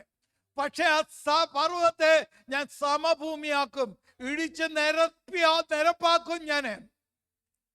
അതിന് എനിക്ക് ബുൾഡോസറിന്റെ ആവശ്യമൊന്നുമില്ല, JCB ഒന്നും വിളിച്ചു വരുത്തണ്ട. സ്തോത്രം. എന്റെ ആത്മാവ് മതി. ഒന്ന് ആർപ്പിട്ടപ്പോൾ എരിഹോ മതിൽ തകർന്നുവെങ്കിൽ ദൈവത്തിന് ജനമേ, നിങ്ങൾ ഒന്നിച്ചൊന്ന് ആർപ്പിട്ടാൽ മതി, നിങ്ങളൊന്ന് സ്തോത്രം ചെയ്താൽ മതി, ദൈവത്തെ ഒന്ന് ആരാധിച്ചാൽ മതി. നിങ്ങളുടെ മുമ്പിൽ നിൽക്കുന്ന മഹാപർവ്വതം തകർന്ന തരിപ്പണമാകും. Hallelujah. Praise the Lord. Hallelujah. പർവ്വതത്തെ സമഭൂമിയാക്കുന്നതായ ദൈവത്തിന് സ്തോത്രം. സിസ്റ്ററെ, രൂത്ത് നവോമിയുടെ അടുക്കൽ വരുമ്പോൾ രൂത്ത് വട്ടപൂജ്യമായിരുന്നു, ഒന്നുമില്ല അല്ലേ? ഭർത്താവ് നഷ്ടപ്പെട്ടവളായി. പക്ഷെ അവൾക്കൊരു തീരുമാനം ഉണ്ടായിരുന്നു. ആ തീരുമാനം നവോമിയോട് തുറന്നു പറഞ്ഞു, നീ പോകുന്നിടത്ത് ഞാനും വരും, നീ പാർക്കുന്നിടത്ത് ഞാനും പാർക്കും. നിന്റെ ദൈവം എൻ്റെ ദൈവം. നവോമി പരിശുദ്ധാത്മാവിനെ കാണിക്കുന്നു. ആ പരിശുദ്ധാത്മാവിനെ മുന്നിൽ നിർത്തിക്കൊണ്ട്, പരിശുദ്ധാത്മാവിനാൽ നിറയപ്പെട്ട്, പരിശുദ്ധാത്മാവിൻ്റെ ശക്തിയോട് ചേർന്നിരുന്നു കൊണ്ട് എപ്പോഴും ദൈവസന്നിധിയിൽ പ്രാർത്ഥിക്കുമെങ്കിൽ നഷ്ടമായി പോയത് ചിലത് ദൈവം തിരികെ നൽകി തരും.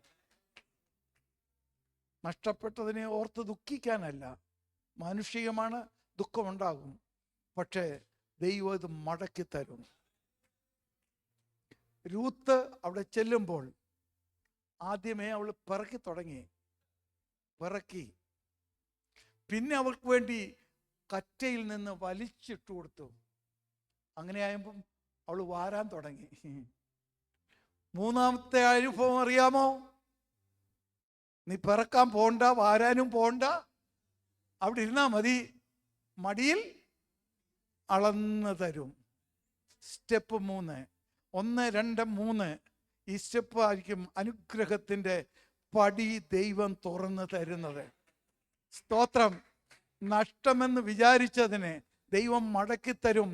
ബോവസിന്റെ വയലിന്റെ ഉടമസ്ഥാവകാശം കൂടെ ദൈവം രൂത്തിന് തന്നുവെങ്കിൽ, സഹോദരി, നിനക്ക് വേണ്ടി ദൈവം ചില വൻകാര്യങ്ങളെ ചെയ്യാൻ പോവുകയാണ്.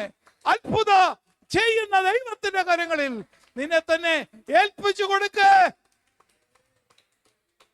Hallelujah, glory to God. പലപ്പോഴും ശരീരത്തിന്റെ പല ഭാഗങ്ങളിലും വിലക്കമിട്ട്, വായു വിലങ്ങി എഴുന്നേൽക്കാനോ നടക്കാനോ തിരിയാനോ വിരിയാനോ വയ്യാത്ത വിധത്തിൽ രോഗമിട്ട് ബന്ധിക്കുന്ന പൈശാചിക ശക്തിയുടെ രോഗബന്ധനത്തെ നസ്രയനായ യേശു ക്രിസ്തുവിന്റെ അധികാരമുള്ള നാമത്തിൽ ശാസിക്കുന്നു. യേശുവിന്റെ രക്തത്താൽ ക്ഷയമെടുക്കുന്നു. ഹല്ലേലൂയ, ഹല്ലേലൂയ, ദൈവത്തിന് സ്തോത്രം. Glory to God, praise to Jesus. ദൈവം അത്ഭുതം പ്രവർത്തിക്കുന്ന ദൈവം. ലൂക്കോസിന്റെ സുവിശേഷം 1-ാം അധ്യായം 36-ാം വാക്യം ഒന്ന് വായിച്ചാട്ടെ. 36, 1-36.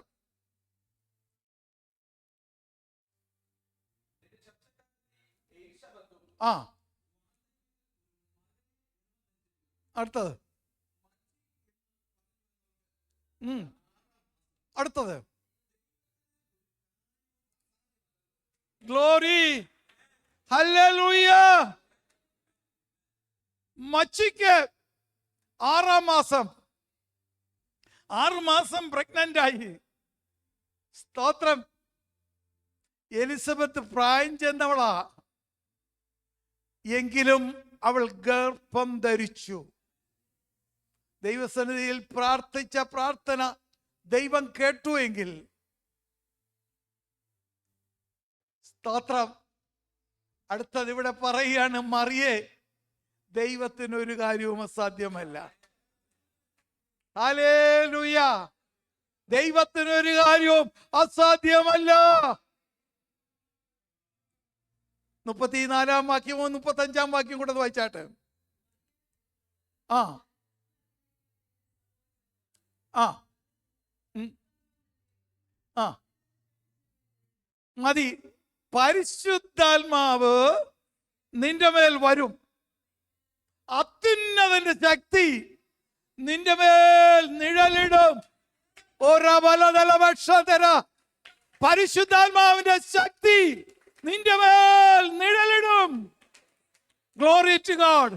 ഇന്ന് പകൽക്കാലം നിന്റെ രോഗത്തെ അഴിച്ചു കളയുവാൻ കഴിയുന്ന പരിശുദ്ധാത്മാവിന്റെ ശക്തി, അത്യുന്നതന്റെ ശക്തി നിന്റെ മേൽ നിഴലിടും. Glory, hallelujah. ആ ശക്തി ഇന്ന് പകൽക്കാലം ചില ജീവിതങ്ങളുടെ മേൽ നിഴലിടും. നിന്റെ മേലുള്ളതായ കെട്ടുകളും രോഗങ്ങളും അഴിഞ്ഞു മാറുവാൻ ഇടയായിത്തീരും. നുകക്കയറ് കഴുത്തിൽ നിന്ന് ആ നുകത്തെ ഒടിച്ചു കളയും. ശത്രുവിന്റെ അമിക്കയറ് നിന്നെ ഇടത്തോട്ടും വലത്തോട്ടും നിന്നെ വലിച്ചു കൊണ്ടുപോകുന്നതായ അമിക്കയറിനെ ഇന്ന് പകൽക്കാലം ദൈവം അതേ പൊട്ടിച്ചു കളയാൻ പോകുകയാണ്. ഹല്ലേലൂയ, സ്തോത്രം. ദൈവത്തിന്റെ കരം നമ്മോട് കൂടെ ഉണ്ടെങ്കിൽ, പ്രൈസ് ദി ലോർഡ്, ദൈവത്തിന്റെ കരം നമ്മോട് കൂടെ ഉണ്ടെങ്കിൽ എത്ര പേര് വിശ്വസിക്കുന്നു? എനിക്ക് കഴിയാത്ത ഒരു കാര്യവുമില്ല, എനിക്ക് കഴിയാത്ത ഒരു കാര്യവുമില്ല. കാരണം എൻ്റെ ദൈവം എന്നോട് കൂടെ ഉണ്ട്. ആവർത്തന പുസ്തകത്തിൽ പറയുന്നത്, എടുക്കണമെന്നില്ല, വായിക്കണമെന്നില്ല, നിങ്ങൾക്ക് അറിയാവുന്ന ഒരു വാക്യമാണ്. ഞാൻ പോകുന്നിടത്ത് നീ പോരും, ഞാൻ ഇരിക്കുന്നിടത്ത് നീയും ഇരിക്കും. മാത്രമല്ല, നീ എൻ്റെ കരത്തിൽ പിടിച്ചിട്ടുണ്ട്, എൻ്റെ കരത്തിൽ പിടിച്ചിട്ടുണ്ട്. എന്നോട് ദൈവാത്മാവ് ഒരിക്കൽ പറഞ്ഞതാ, ഞാൻ ഈ കരം ആരുടെയും മേളിൽ വെക്കുന്നുണ്ടെങ്കിൽ, തലമേൽ വെക്കുന്നുണ്ടെങ്കിൽ, അവർക്ക് വേണ്ടി പ്രാർത്ഥിക്കുന്നെങ്കിൽ, എൻ്റെ ശക്തിയല്ല, എന്നെ പിടിച്ചവൻ്റെ, എൻ്റെ കരത്തിൽ പിടിച്ചവൻ്റെ ശക്തിയാ. ഹല്ലേലൂയ! ആ ശക്തി ഉള്ളത് കൊണ്ടാണ് മറ്റുള്ളവർക്ക് വേണ്ടി പ്രാർത്ഥിക്കാൻ ധൈര്യം. എനിക്കറിയാം, ഞാനല്ല പ്രവർത്തിക്കുന്നത്, എൻ്റെ കരത്തിന്മേൽ പിടിച്ചിരിക്കുന്ന ഒരു വ്യക്തിയുണ്ട്. അവൻ സർവശക്തനായ ദൈവമാ. അവൻ്റെ നിഴല് തട്ടിയാൽ മതി. സ്തോത്രം. ഒരു മനുഷ്യന്റെ നിഴല് തട്ടിയപ്പോൾ രോഗികൾ സൗഖ്യമായെങ്കിൽ, അങ്ങനെയാണെങ്കിൽ കർത്താവിന്റെ നിഴല് തട്ടിയാൽ എന്തെല്ലാം അത്ഭുതങ്ങൾ നടക്കും. ഹല്ലേലൂയ! ഒരിക്കൽ കർത്താവിന്റെ അടുക്കൽ വന്ന്, ഇവിടെ കർത്താവിന്റെ ദാസന് ഇവിടെ പാടും ഓർപ്പിച്ചു. ലൂക്കോസിന് സുവിശേഷം 5-ാം അധ്യായത്തിലെ കാര്യമാണ് ഓർപ്പിച്ചത്. ഒന്നും പിടിച്ചില്ല. പക്ഷേ കർത്താവ് പറഞ്ഞു, ആഴത്തിലേക്ക് നീ ഒന്നിറങ്ങി ഞാൻ പറയുന്നിടത്ത് വീശാൻ തയ്യാറാണെങ്കിൽ. തയ്യാറാണോ? ആഴത്തിലേക്കൊന്ന് ഇറങ്ങാമോ? നിങ്ങളെല്ലാം ജോലി കളഞ്ഞേച്ച് കർത്താവിൻ്റെ വേലയ്ക്ക് വേണ്ടി ഇറങ്ങണമെന്നൊന്നും ഞാൻ പറഞ്ഞില്ല. അങ്ങനെ ആരും തെറ്റിദ്ധരിക്കരുത്. ഞാനത് എൻ്റെ അനുഭവം പറഞ്ഞെന്നേ ഉള്ളൂ. എന്നോട് പറഞ്ഞ് ഇറങ്ങാൻ പറഞ്ഞു. ഇറങ്ങി. ആഴം എത്രമാത്രം ഉണ്ടെന്നൊന്നും നോക്കിയില്ല. ഒരു പാട്ടുണ്ടല്ലോ, ആഴമെന്ന് ഓർത്തില്ല, ആഴം അരാഞ്ഞില്ല, അലകൾക്ക് ഞാൻ തെല്ലും ഭയപ്പെട്ടില്ല. പാടാൻ മുമ്പ് ഞാൻ പറഞ്ഞ പോലെ ഇഷ്ടമാണ്, പക്ഷെ കൃപയില്ല. ആഴമെന്ന് നോക്കിയില്ല, ആഴമരാഞ്ഞില്ല, അലകൾക്ക് ഒട്ടും ചെവിയും കൊടുത്തില്ല. ഇറങ്ങാൻ പറഞ്ഞു, ഇറങ്ങി. ഇന്നയോളം നടത്തിയ എൻ്റെ ദൈവം,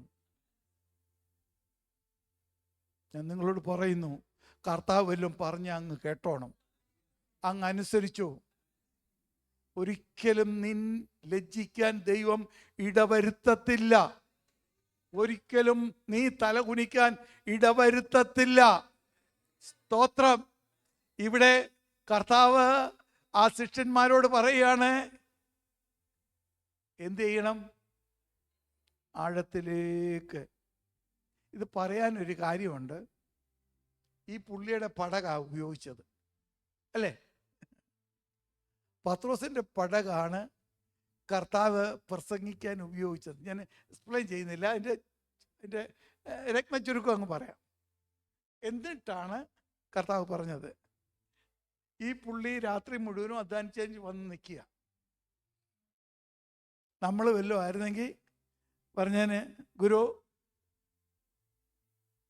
ഞങ്ങൾ രാത്രി മുഴുവനും കഷ്ടപ്പെട്ടിട്ട് വന്ന ഒരു മീനെ പോലും കിട്ടില്ല, ഒരു പരളിനെ പോലും കിട്ടിയില്ല, അതുകൊണ്ട് ഞങ്ങളെ ഉപദ്രവിക്കല്ലേ, വിട്ടേരെ.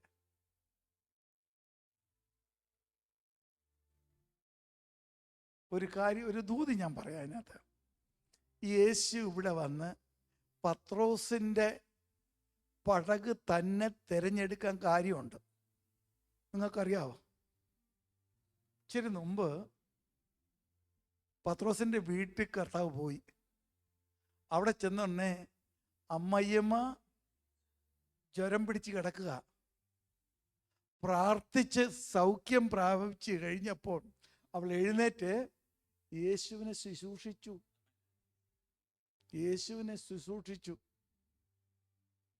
അപ്പം പിന്നെ പത്രോസിനെ വെറുതെ വിടാൻ പറ്റുമോ? ശൂന്യ കൈയുമായി ആ വീട്ടിലോട്ട് പത്രോസ് ചെല്ലു കഴിഞ്ഞാൽ യേശുവിനെ ശുശ്രൂഷിച്ച അമ്മ വിഷമിക്കത്തില്ലയോ? പകൽക്കാലം യേശുവിന് വേണ്ടി, യേശുവിനെ ശുശ്രൂഷിക്കുന്ന, യേശുവിന് വേണ്ടി നിലകൊള്ളുന്ന ദൈവ മക്കളെ, നിന്റെ തലമുറയെ അമർത്തി കുലുക്കി കവിയുന്ന പങ്കു കൊടുക്കുന്ന എൻ്റെ ദൈവം, ആ ദൈവത്തിൽ വിശ്വസിക്കാമോ? നിശ്ചയമായും ദൈവം നിന്നെ അനുഗ്രഹിക്കുക തന്നെ ചെയ്യും. അമർത്തി കുലുക്കി കവിയുന്ന പങ്ക്. വല കീറുമാറെന്ന അവിടെ എഴുതിയിരിക്കുന്നത്. വല കീറുമാറ്. പെരുത്ത മീൻ കൂട്ടം. ഞാനാണ് പത്രോസിന്റെ ആ സ്ഥാനത്ത് നിൽക്കുകയാണെങ്കിൽ ഞാൻ അവിടെ നിന്നുകൊണ്ട് അന്തം വിട്ട് ഞാൻ ചോദിച്ചേനെ, ഈ മീനെല്ലാം കൂടെ എവിടെയായിരുന്നു? എവിടെ പോയി ഒളിച്ചിരിക്കുകയായിരുന്നു? ഇവിടെ എല്ലാം നടന്ന് വീശിയതല്ലേ? മീനിന്റെ ഒരു അനക്കം കേട്ടാൽ അറിയാവുന്ന ഞങ്ങൾ നോക്കിയിട്ട് ഒരു ചിട്ടിപ്പൂശാനെ പോലും, ഒരു പരളിനെ പോലും കിട്ടാൻ കഴിയാത്ത ഇടത്ത് ഇത്രയും വലിയ പെരുത്ത മീൻകൂട്ടം, വല കീറുമാറ് പെരുത്ത മീൻകൂട്ടം എവിടെയായിരുന്നു? പത്രോസേ, അതിന് മറുപടി ഞാൻ എൻ്റെ ഭാവനയിൽ കണ്ടതാ. പത്രോസേ, നീ പറഞ്ഞതൊക്കെ ശരിയാ, ഇവിടെ ഒന്നും മീനില്ലായിരുന്നു. നീ വീശിയ തടാകത്തിലൊന്നുമില്ല. ഉണ്ടായിരുന്ന നിന്റെ വല കിട്ടിയേനെ. പക്ഷേ ഞാൻ എന്ത് ചെയ്തെന്നറിയാമോ? നിന്നോട് ആഴത്തിലേക്ക് പടകിനെ നീക്കാൻ പറഞ്ഞപ്പം ഞാനൊരു കാര്യം ചെയ്തു. ഞാനൊരു വിളിച്ചു. സകല മത്സ്യങ്ങളും ഇവിടെ പടകിന്റെ വലത്ത് ഭാഗത്ത് നിന്ന് പാർക്ക് ചെയ്ത് നിൽക്കാൻ പറഞ്ഞു. ഹല്ലേലൂയ! എന്റെ ദൈവം വിളിച്ചു വരുത്തുന്ന ദൈവമാ. എന്റെ ദൈവം സൃഷ്ടിക്കുന്ന ദൈവമാ. എന്റെ ദൈവം കൽപ്പിക്കുന്ന ദൈവമാ. ഉണ്ടാക്കാൻ കഴിയുന്ന ദൈവമാണ്.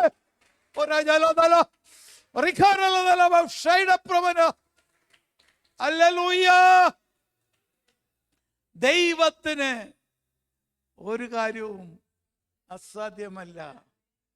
Price the Lord. ആ 5-ാം അധ്യായത്തിലെ 12-ാം വാക്യം കൂടി എളുപ്പം ഒന്ന് വായിച്ചേ. നമ്മൾ പ്രാർത്ഥിക്കാൻ പോവാ. ആ ആ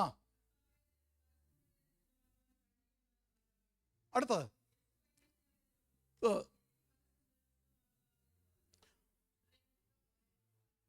കുഷ്ഠം ഉടനെ എന്നാ പറയാം. അവിടെ എഴുതിക്കുക. 2 ദിവസം കഴിഞ്ഞിട്ടല്ല, 2 ആഴ്ച കഴിഞ്ഞിട്ടല്ല, അടുത്ത വർഷമല്ല, ഉടനെ. ഉടനെ അവൻ്റെ വിശ്വാസം നോക്കിക്കോണം. അവൻ പറഞ്ഞത്, നിനക്ക് മനസ്സുണ്ടെങ്കിൽ, നിനക്ക് കഴിയുമെങ്കിൽ എന്നല്ല പറഞ്ഞത്, നിനക്ക് കഴിയുമെന്ന് എനിക്കറിയാം, നീ ഒന്ന് മനസ്സ് വെച്ചാൽ മതി.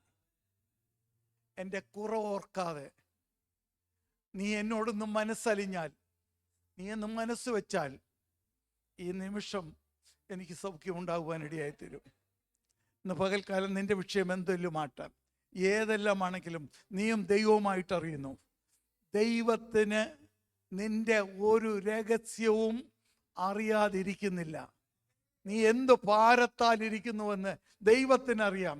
നിന്റെ തലമുറയുടെ വിഷയമായിക്കോട്ടെ, നിന്റെ ഭർത്താവിൻ്റെ വിഷയമായിക്കോട്ടെ, നിന്റെ ഭാര്യയുടെ വിഷയമായിക്കോട്ടെ, നിന്റെ കുടുംബത്തിലെ രോഗബന്ധനങ്ങളായിക്കോട്ടെ, ശത്രുവായവൻ കെട്ടിയിരിക്കുന്നതായ കെട്ടുകളായിക്കോട്ടെ, എന്തുമായിക്കോട്ടെ, ഇന്ന് പകൽക്കാലം നിനക്ക് പറയാമോ, ദൈവമേ നീ ഒന്ന് മനസ്സ് വെച്ചാൽ ഇന്ന് എനിക്കൊരു വിടുതലാണ്. നീ എന്നെ ഒന്ന് തൊട്ടാൽ ഞാൻ സൗഖ്യം പ്രാപിക്കും. നീ എനിക്ക് വേണ്ടി ഒരു വാക്ക് കൽപ്പിച്ചാൽ എന്റെ കുടുംബം രക്ഷപ്പെടും. എത്ര പേരിന്ന് ദൈവസന്നിധിയിൽ പ്രാർത്ഥിക്കും? ഹല്ലേലൂയ. കർത്താവ് അവനോട് പറയാണ്, യേശുവേ, ആ കുഷ്ഠരോഗിയോട് പറയാണ്, അവൻ പറഞ്ഞ അതേ പദമാണ്, എനിക്ക് മനസ്സുണ്ട്, എനിക്ക് മനസ്സുണ്ട്, ശുദ്ധമാക, എന്ന് പറഞ്ഞപ്പോൾ ആ മാത്രയിൽ സൗഖ്യമായെങ്കിൽ കരയുന്ന ദൈവ പൈതല്, പ്രാർത്ഥിക്കുന്ന സഹോദര സഹോദരി, ഇന്ന് പകൽക്കാലം നീ ദൈവത്തോട് പറ, നീ ഒന്ന് മനസ്സുണ്ടെങ്കിൽ, നീ ഒന്ന് മനസ്സ് വെച്ചാൽ എനിക്ക് എൻ്റെ വിഷയത്തിന് മറുപടി ഈ പകൽക്കാലം തന്നെ ലഭിക്കും. അത്ഭുത വിടുതൽ എനിക്കുണ്ടാകും. Hallelujah, glory to God, hallelujah. സഹോദരി, വെളിപ്പാട് പുസ്തകത്തിൽ മുമ്പേ പറഞ്ഞ ഒരു വാക്ക് ദൈവാത്മാവ് ഓർപ്പിക്കുന്നു. ഒരു വാതിൽ ദൈവം തുറന്നു വച്ചിരിക്കുന്നു. ഒരു വാതിൽ ദൈവം തുറന്നു വെക്കുക. ആർക്കും അടയ്ക്കാൻ കഴിയത്തില്ല. ആർക്കും അടയ്ക്കാൻ കഴിയാത്ത ഒരു വാതിൽ ദൈവം നിനക്ക് വേണ്ടി തുറന്നു തരുന്നു. അത് തുറക്കാൻ ഒരു കാര്യമുണ്ട്. നിനക്കല്പമേ ശക്തി ഉള്ളൂ എന്ന് നീ പറഞ്ഞ് ആ ശക്തി ഇടത്തോട്ടോ വലത്തോട്ടോ പോകാതെ അതിൽ മുറുകെ പിടിച്ച് ദൈവത്തിന് വേണ്ടി നിൽക്കുമെങ്കിൽ ദൈവം നിനക്ക് വേണ്ടി പുതിയൊരു വാതിൽ അടഞ്ഞു കിടക്കുകയാണ്. ഇപ്പോൾ ദൈവം തുറക്കാൻ പോവുകയാണ്. അത് അനുഗ്രഹത്തിൻ്റെ വാതിലാണ്. അത് നന്മയുടെ വാതിലാണ്. ദൈവം നിനക്ക് വേണ്ടി തുറക്കും. ദൈവനാമം മഹത്വത്തിനായി അങ്ങനെ സംഭവിക്കട്ടെ. ഹല്ലേലൂയ, ദൈവത്തിന് സ്തോത്രം, ഗ്ലോറി ടു ഗോഡ്. ദൈവത്തിൻ്റെ കൃപ എനിക്ക് മതി. എത്ര പേര് പറയും ദൈവത്തിൻ്റെ കൃപ എനിക്ക് മതി? എന്നെ അലട്ടുന്ന, എന്നെ ഞെരുക്കുന്ന ഏതെല്ലാം പ്രശ്നങ്ങൾ വന്നോട്ടെ, എനിക്ക് വേണ്ടിയത് ദൈവത്തിൻ്റെ കൃപയാണ്. ദൈവത്തിൻ്റെ കൃപ എനിക്ക് വേണമെന്ന് ആഗ്രഹിക്കുന്ന ദൈവമക്കളെ, നമുക്ക് വേണ്ടി ദൈവം അത്ഭുതം ചെയ്യും. അത്ഭുതം ചെയ്യും. ഒരിക്കലും നിരാശപ്പെടേണ്ട കാര്യമില്ല. Hallelujah, praise the Lord. ദൈവം അത്ഭുതങ്ങളുടെ ദൈവമാ. ദൈവത്തിൻ്റെ ഒരു നിഴല് തട്ടിയാൽ മതി. നിഴല് തട്ടിയാൽ മതി, അത്ഭുതം നടക്കും. നമുക്ക് അപ്പോസ്തല പ്രവൃത്തിയിലെ ഒരു വാക്യം അറിയാം. വേണമെങ്കിൽ എടുത്ത് ഒന്ന് വായിച്ചു. 9:40 വാക്യം. 9:40. ആ ആ ആ ആ മതി. തബീത എന്ന് പറയുന്ന യൗവനക്കാരി എന്ത് ചെയ്യുക? മരിച്ചുപോയി. പത്രോസ് അവിടെ ചെന്നപ്പം ആ തബീത നെയ്ത് കൊടുത്ത വസ്ത്രങ്ങളുടെ ഒക്കെ പദം പറഞ്ഞ് കരഞ്ഞുകൊണ്ടിരിക്കുക അനേകര്. അവരെ എല്ലാം പുറത്താക്കിച്ച് പത്രോസ് അവിടെ മുട്ടുകുത്തി പ്രാർത്ഥിച്ചു. ആദ്യമേ അങ്ങോട്ട് എന്നിച്ച് തബീതയുടെ മേൽ കൈയൊന്നും വെച്ചില്ല. എന്ത് ചെയ്തു? എല്ലാരെയും പറഞ്ഞു വിട്ടു. അവരൊക്കെ എന്ത് ചെയ്യുക? കരഞ്ഞുകൊണ്ടിരിക്കുക. പാവം, അവരെല്ലാം വിഷമത്തോടു കൂടി കരയുക. ഞങ്ങളുടെ തബീത ഞങ്ങളെ വിട്ടുപോയല്ലോ എന്ന് ഓർത്ത് കരഞ്ഞുകൊണ്ടിരിക്കുക. പക്ഷെ പത്രോസ് അവരെ എല്ലാം പുറത്താക്കി. കാരണം അവരവിടെ കരഞ്ഞുകൊണ്ടിരുന്ന ദൈവത്തിൻ്റെ പ്രവൃത്തി വെളിപ്പെട്ട് വരുത്തില്ല. അതുകൊണ്ട് കാരണം ഈ പത്രോസ് അവിടെ മുട്ടുകുത്തി പ്രാർത്ഥിച്ചുകൊണ്ടിരിക്കുമ്പോൾ ഇവരവിടെ ഇരുന്നുകൊണ്ട് പുറകുറുക്കും. പറയത്തില്ലയോ ഈ പുള്ളിക്ക് എന്തുവാ? ആള് മരിച്ചു കിടക്കുക, പുള്ളി അവിടെ ചെന്നത് മുട്ടുകുത്തി പ്രാർത്ഥിക്കുക. അവര് വല്ലതൊക്കെ പറഞ്ഞുകൊണ്ടേയിരിക്കും. പറ്റുമെങ്കിൽ നിന്ദിക്കുകയും ചെയ്യും. അതുകൊണ്ടാ എല്ലാത്തിനെയും പറഞ്ഞു വെളിയിൽ വിട്ടിട്ട് കർത്താവിൻ്റെ സന്നിധിയിൽ പത്രോസ് മുട്ടുകുത്തി പ്രാർത്ഥിച്ചു. പ്രാർത്ഥന കഴിഞ്ഞിട്ട് എങ്ങോട്ട് തിരിഞ്ഞു? ശവത്തിന്റെ മേലെ തിരിഞ്ഞു. സ്തോത്രം.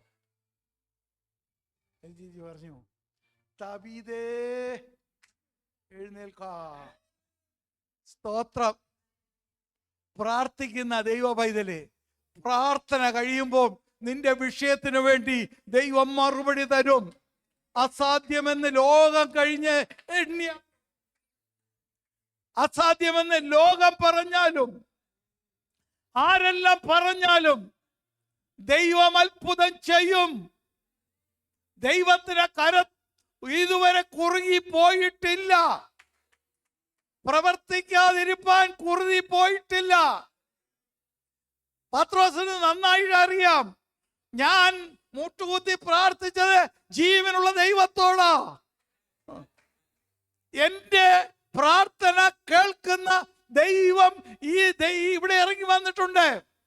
ആ ദൈവ സാന്നിധ്യം ഇവിടെ ഉണ്ട്. ഞാൻ പറഞ്ഞാൽ ഈ തബീതയുടെ ആത്മാവ് ജീവൻ തിരിച്ചു വരും.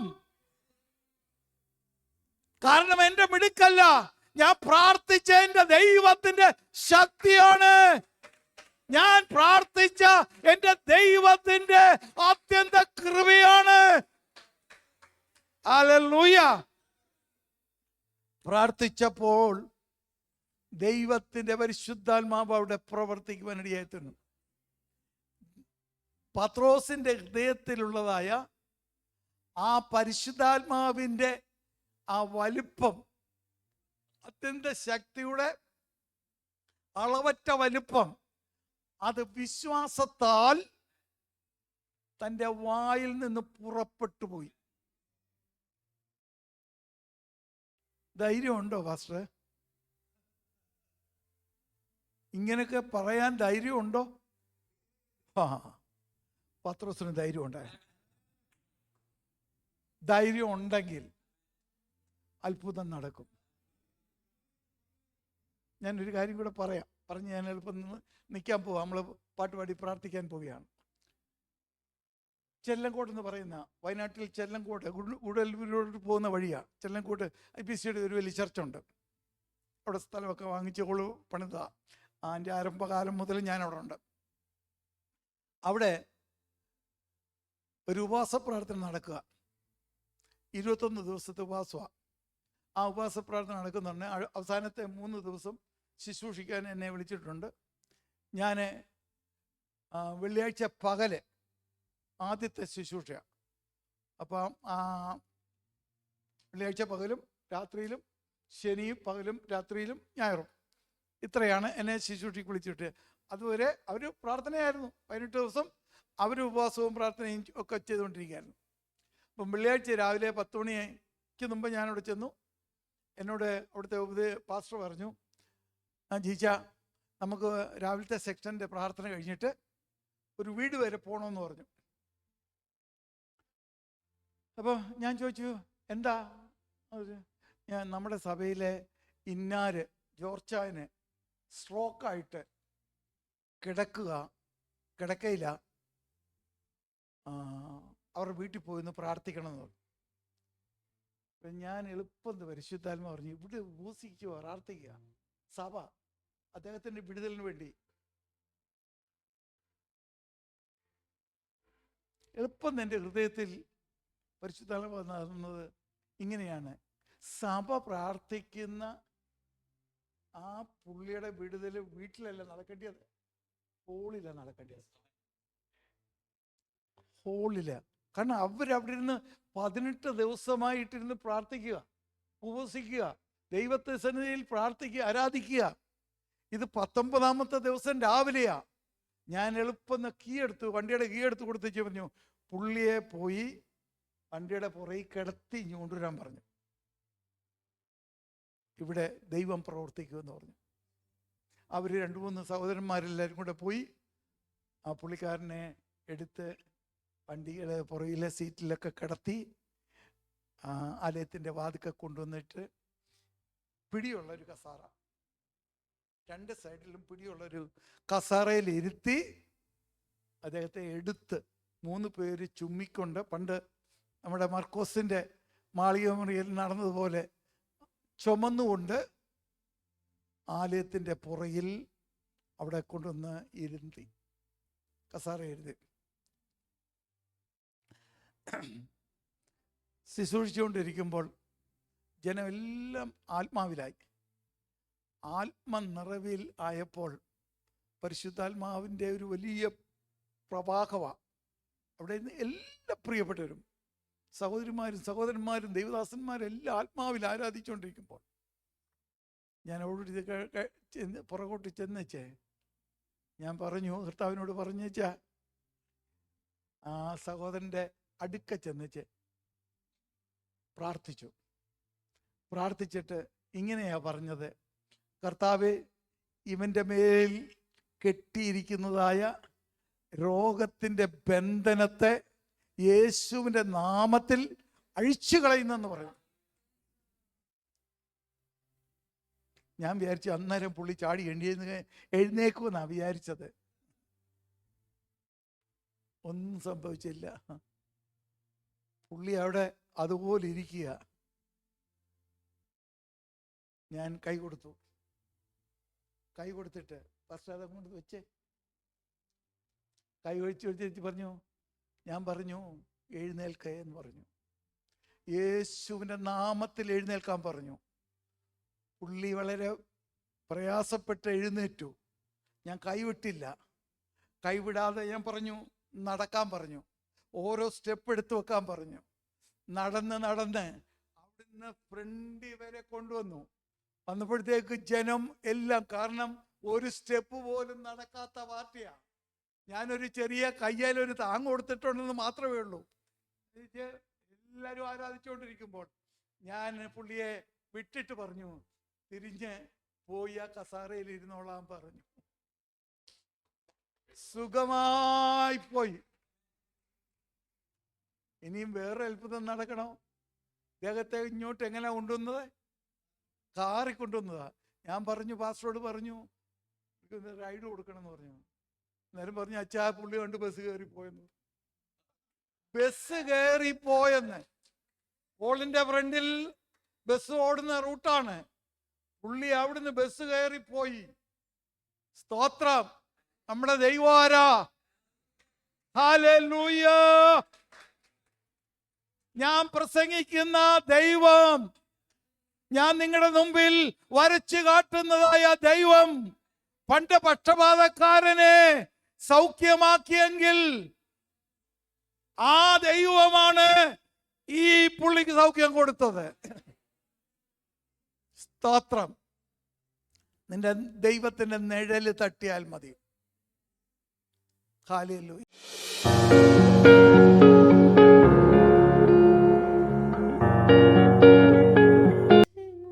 ഈ മീറ്റിംഗ് ഇവിടെ അവസാനിക്കുകയല്ല, ഇതൊരു തുടക്കം മാത്രമാണ്.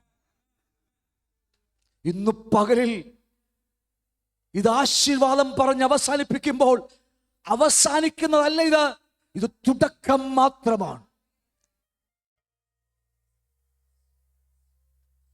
അന്ത്യകാല സഭയുടെ ചുക്കാൻ പിടിക്കുവാൻ വിശ്വസ്തന്മാരായവരെ ഇന്ന് പകൽ അന്വേഷിക്കുമ്പോൾ ഏൽപ്പിച്ചു കൊടുക്കുന്നുവെങ്കിൽ ഇന്ന് പകലിൽ ചില ഉത്തരവാദിത്തങ്ങൾ തരുവാൻ ഞങ്ങളുടെ കർത്താവ് വിശ്വസ്തനായവനാ.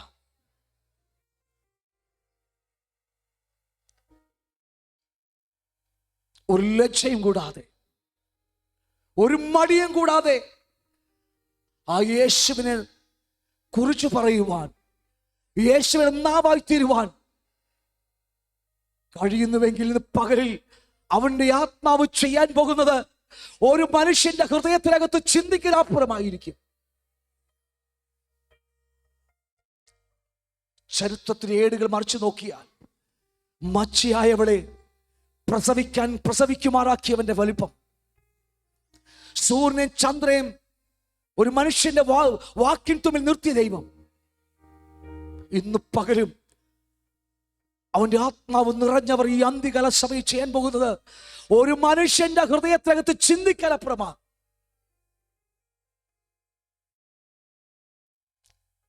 നമ്മുടെ കണ്ണെടുക്കാൻ പ്രാർത്ഥിക്കാം. പിതാവ്, ഞങ്ങൾ ഒരുമിച്ച് അവിടുത്തെ പ്രിയപ്പെട്ട ദാസനോട് ചേർന്ന് ഞങ്ങൾ ഒരുമിച്ച് അങ്ങോട്ട് മുമ്പിലായിരിക്കുമ്പോൾ ഈ ഒരു ദിവസം ഞങ്ങൾക്ക് ഏറ്റവും വിലപ്പെട്ടതാ. ഇത് ഞങ്ങൾ പ്രാപിച്ചത് എൻ്റെ സ്വന്തം ആവശ്യങ്ങൾക്ക് വേണ്ടിയല്ല, അവിടുത്തെ സഭയ്ക്ക് വേണ്ടി ഈ ജീവിതം മുഴുവനും, പ്രാപിച്ചത് മുഴുവനും, തന്നത് മുഴുവനും തീർക്കുവാൻ. അങ്ങനെ ഞങ്ങൾക്കുള്ളതെല്ലാം അവിടുത്തെ രാജ്യത്തിന് വേണ്ടി തീർത്തിട്ട് ഞങ്ങൾ പ്രിയം വെച്ച് കാത്തിരിക്കുന്ന ഞങ്ങളുടെ പിതാവിന്റെ ഭവനത്തിലേക്ക് കടന്നു പോകുവാൻ, ഒന്നുപോലും ബാക്കി വെക്കാതെ ഞങ്ങളെക്കുറിച്ച് എഴുതി വെച്ചത് മുഴുവനും നിവർത്തിച്ചിട്ട് അവിടെ ഞങ്ങളെ കൊണ്ടുപോകാൻ തക്കവണ്ണം ഇന്ന് പകലിൽ എന്തെങ്കിലും ബാക്കി വെച്ചിട്ടുണ്ടെങ്കിൽ അതുകൂടി ഞങ്ങളുടെ മേൽ അഴക്കണമെന്ന് അങ്ങോട്ട് പ്രാർത്ഥിക്കുക. എല്ലാവരെയും യേശുവിന്റെ നാമത്തിൽ അനുഗ്രഹിച്ച് പ്രാർത്ഥിക്കുന്നു. കർത്താവേ, ഞങ്ങളെല്ലാം ഒരപ്പന്റെ മക്കളാ. യാക്കോബ് പറഞ്ഞതുപോലെ, യാക്കോബിലെ മക്കൾ പറഞ്ഞതുപോലെ ഞങ്ങളെല്ലാം ഒരപ്പന്റെ മക്കളെന്ന് പറഞ്ഞുകൊണ്ട് ഇന്ന് പകൽ ഞങ്ങൾ അങ്ങയുടെ വേലയ്ക്ക് വേണ്ടി ഞങ്ങളെ തന്നെ സമർപ്പിക്കുക. ഞങ്ങൾക്കുള്ളതും ഞങ്ങൾക്ക് എന്തൊക്കെയുണ്ട് അത് മുഴുവനും ഞങ്ങൾ തന്നെയും അങ്ങയുടെ വേലയ്ക്ക് വേണ്ടി ഞങ്ങൾ സമർപ്പിക്കുന്നു. ഇന്ന് പകൽക്കാലം നീ ഞങ്ങൾ അനുഗ്രഹിച്ച് ആത്മാവിൽ നിറച്ച് അവിടത്തോട് നടക്കാൻ തക്ക വേണം ഞങ്ങളെ പ്രാപ്തരാക്കുന്ന കൃപക്കായി സ്തോത്രം ചെയ്യുന്നു. യേശുവിന്റെ നാമത്തിൽ വന്നവരെല്ലാം ഒരു വട്ടം കൂടി അനുഗ്രഹിച്ച് പ്രാർത്ഥിക്കുന്നു. കർത്താവേ, ഇത് ഒരു യാദൃശ്ചികമായല്ല, ലോകസ്ഥാപനത്തുക മുതൽ ഇത് തീരുമാനിച്ചുറപ്പിച്ച ആ പുസ്തകത്തിൽ എഴുതി വെച്ചതാണ് ഇന്ന് പകൽ ഇവിടെ സംഭവിച്ചത്. അതിനെ ഞങ്ങൾ സ്തോത്രം ചെയ്യുന്നു. ഇവിടെ അങ്ങയുടെ ദാസനെയും കുടുംബത്തെ ഓർക്കുന്നു. ഞങ്ങളുടെ നടുവിൽ ശുശ്രൂഷിപ്പാൻ ബലം നൽകി ആത്മാവിനെ നിറച്ച് അഭിഷേകം നൽകിയ കൃപക്കായി സ്തോത്രം ചെയ്യുന്നു. ഇനിയും ഒട്ടനവധി കർത്താവെ അന്തികാല സഭയെ ഉറപ്പിക്കുവാൻ, പ്രബോധിപ്പിച്ചുറപ്പിക്കുവാൻ, തളർന്നവരെ ഉറപ്പിക്കാതൊക്കെ വേണം അങ്ങയുടെ ദാസന്റെ മേൽ അമിതമായ ശക്തി ഇനിയും അഴച്ച് കർത്താവെ അനേകർ സഭകൾക്ക്, വ്യക്തികൾക്ക്, ഞങ്ങൾക്ക് പ്രയോജനമാകട്ടെ എന്ന് ഒരുമിച്ച് പ്രാർത്ഥിക്കുന്നു. എല്ലാവരും ഒരു വട്ടം കൂടി ഏൽപ്പിച്ച് അനുഗ്രഹിച്ച് പ്രാർത്ഥിക്കുന്നു. യേശുവിൻ്റെ വലിയ നാമത്തിനെയും ആമേൻ. ആശുപത്രി വണങ്ങാം. പിതാവായ ദൈവത്തിൻ്റെ സ്നേഹവും പുത്രൻ ദൈവത്തിൻ്റെ കൃപയും ആശ്വസിച്ച് പരിശോധന പരിശോധിച്ച സംസാരം കൂട്ടായ്മയും ഇവിടെ വന്നിരിക്കുന്ന എല്ലാ ഭക്തന്മാരെയും പ്രത്യേക ശുശ്രൂഷ ദാസരുടെ കുടുംബത്തോടും കൂടി യേശുവിൻ്റെ മേഘ പ്രത്യക്ഷത വരെ ഉണ്ടായിരിക്കുമാറാകട്ടെ. ആമേൻ. കർത്താവിനെ കലയുദ്ധ ഹല്ലേലൂയ പാടാം. ഹല്ലേലൂയ.